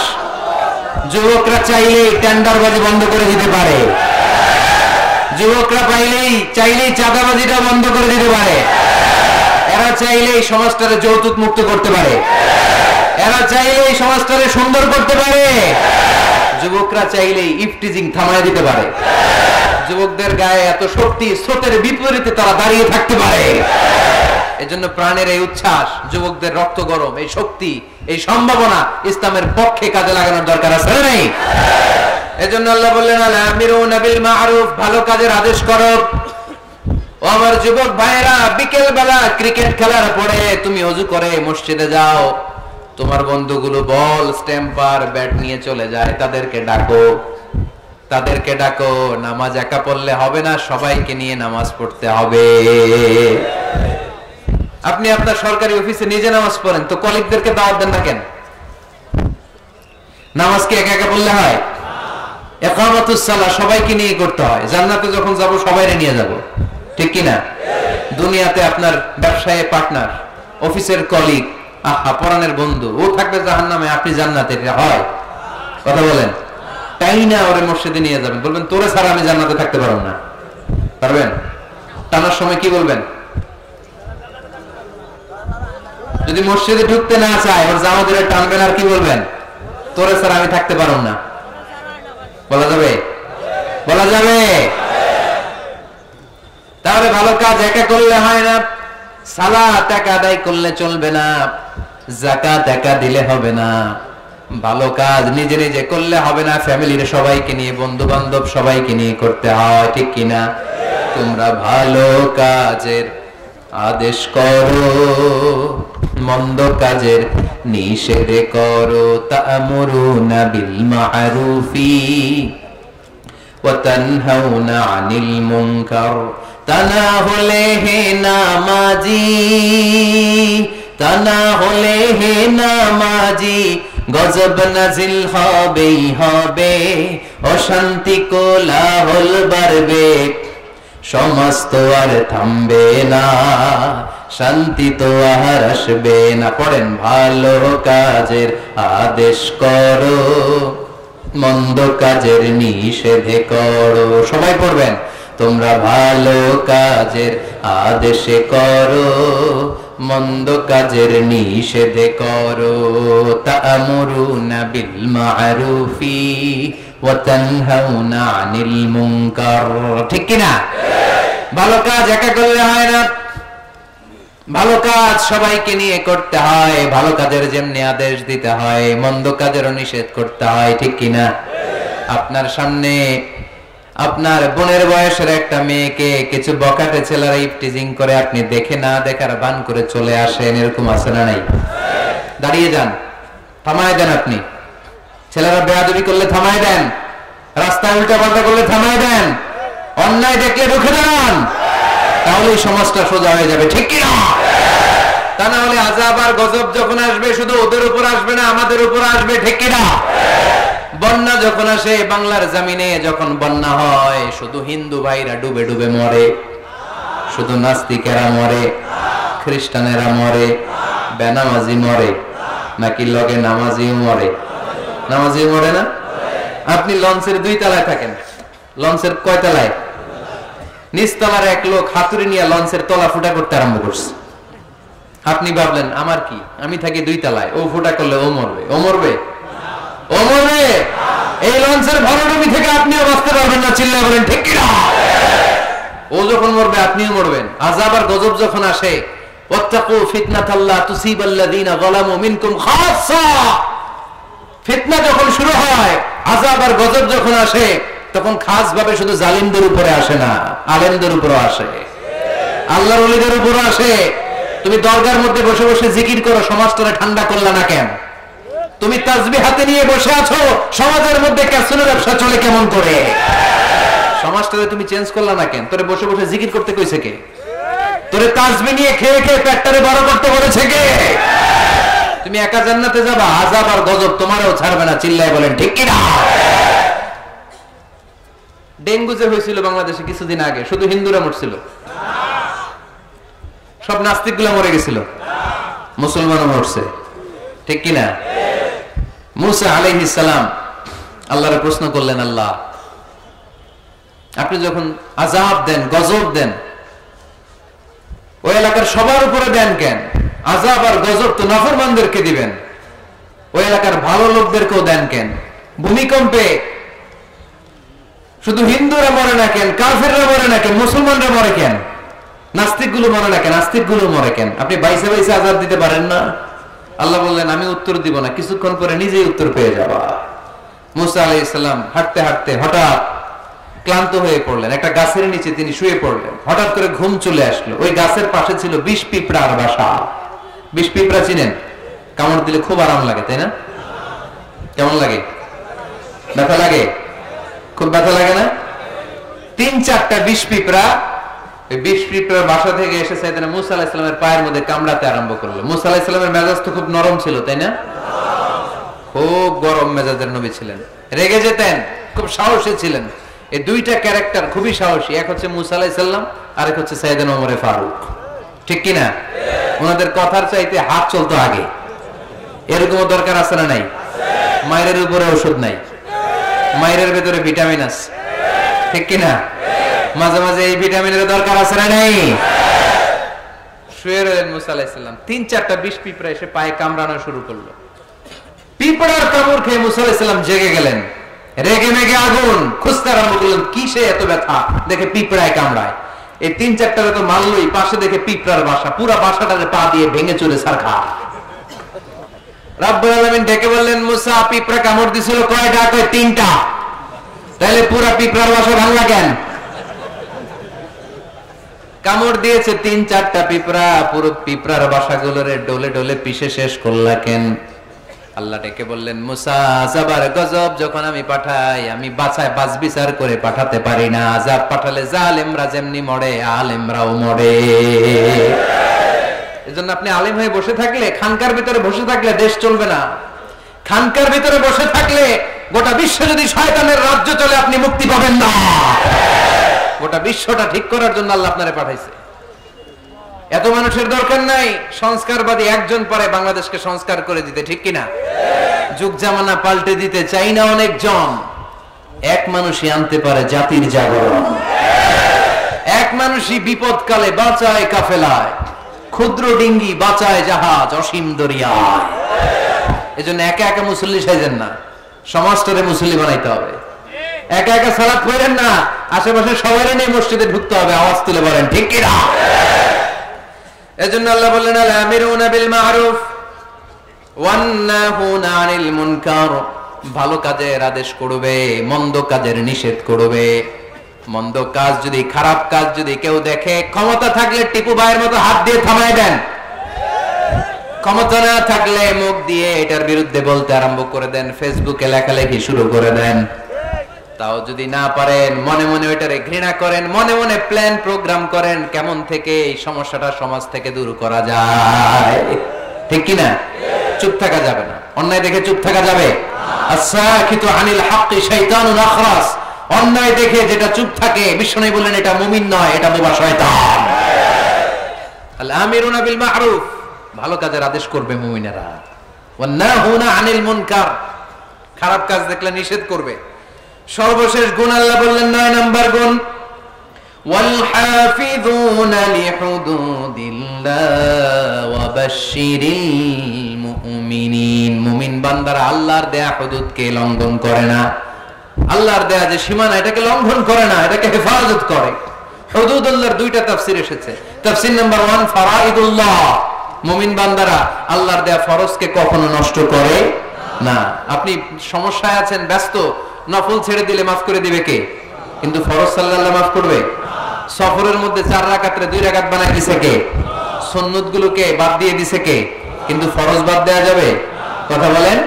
মুমিন বান্দারা ফরজের ব্যাপারে কখনো কোনো কম্প্রোমাইজ করে না। আল হাফিযুনা লিহুদুদিল্লাহ আই হাফিযুনা লিফারাইদিল্লাহ। 2 নাম্বার তাফসীর, আল হালাল ওয়াল হারাম, মুমিন বান্দারা হালাল হারামকে সব সময় সংরক্ষণ করে, হালাল হারামকে কখনো মিশাতে চায় না। অনেকে আছে ইনকাম যখন করে হালালও খায় হারামও খায়, আছে না নাই?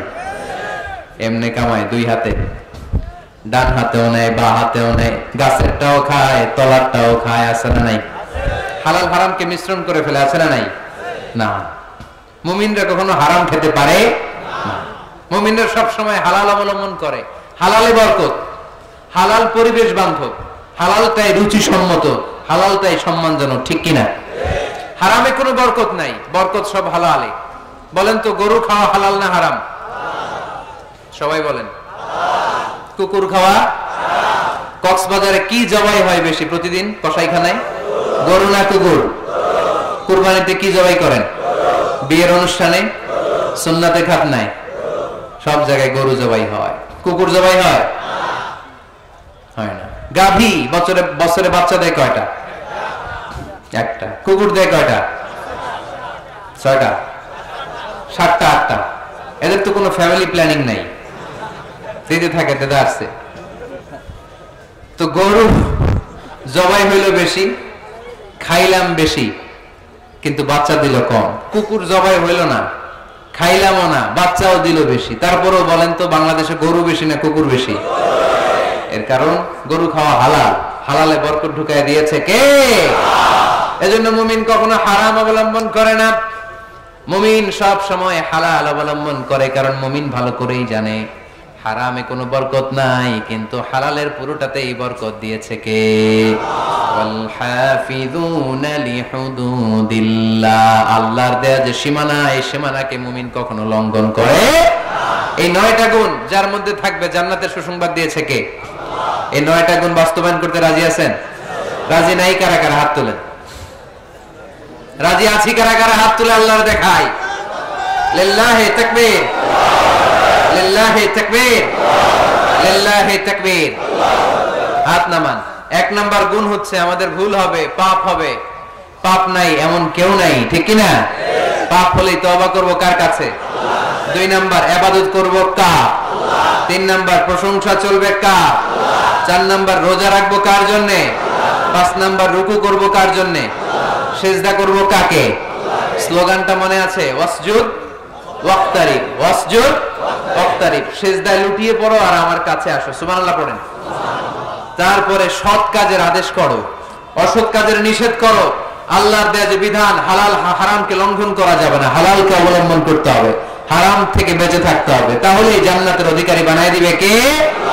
আল্লাহ আমাদের সবাইকে কথাগুলো বুঝার আমল করার তৌফিক দান করুন। আমরা পড়ি আমিন।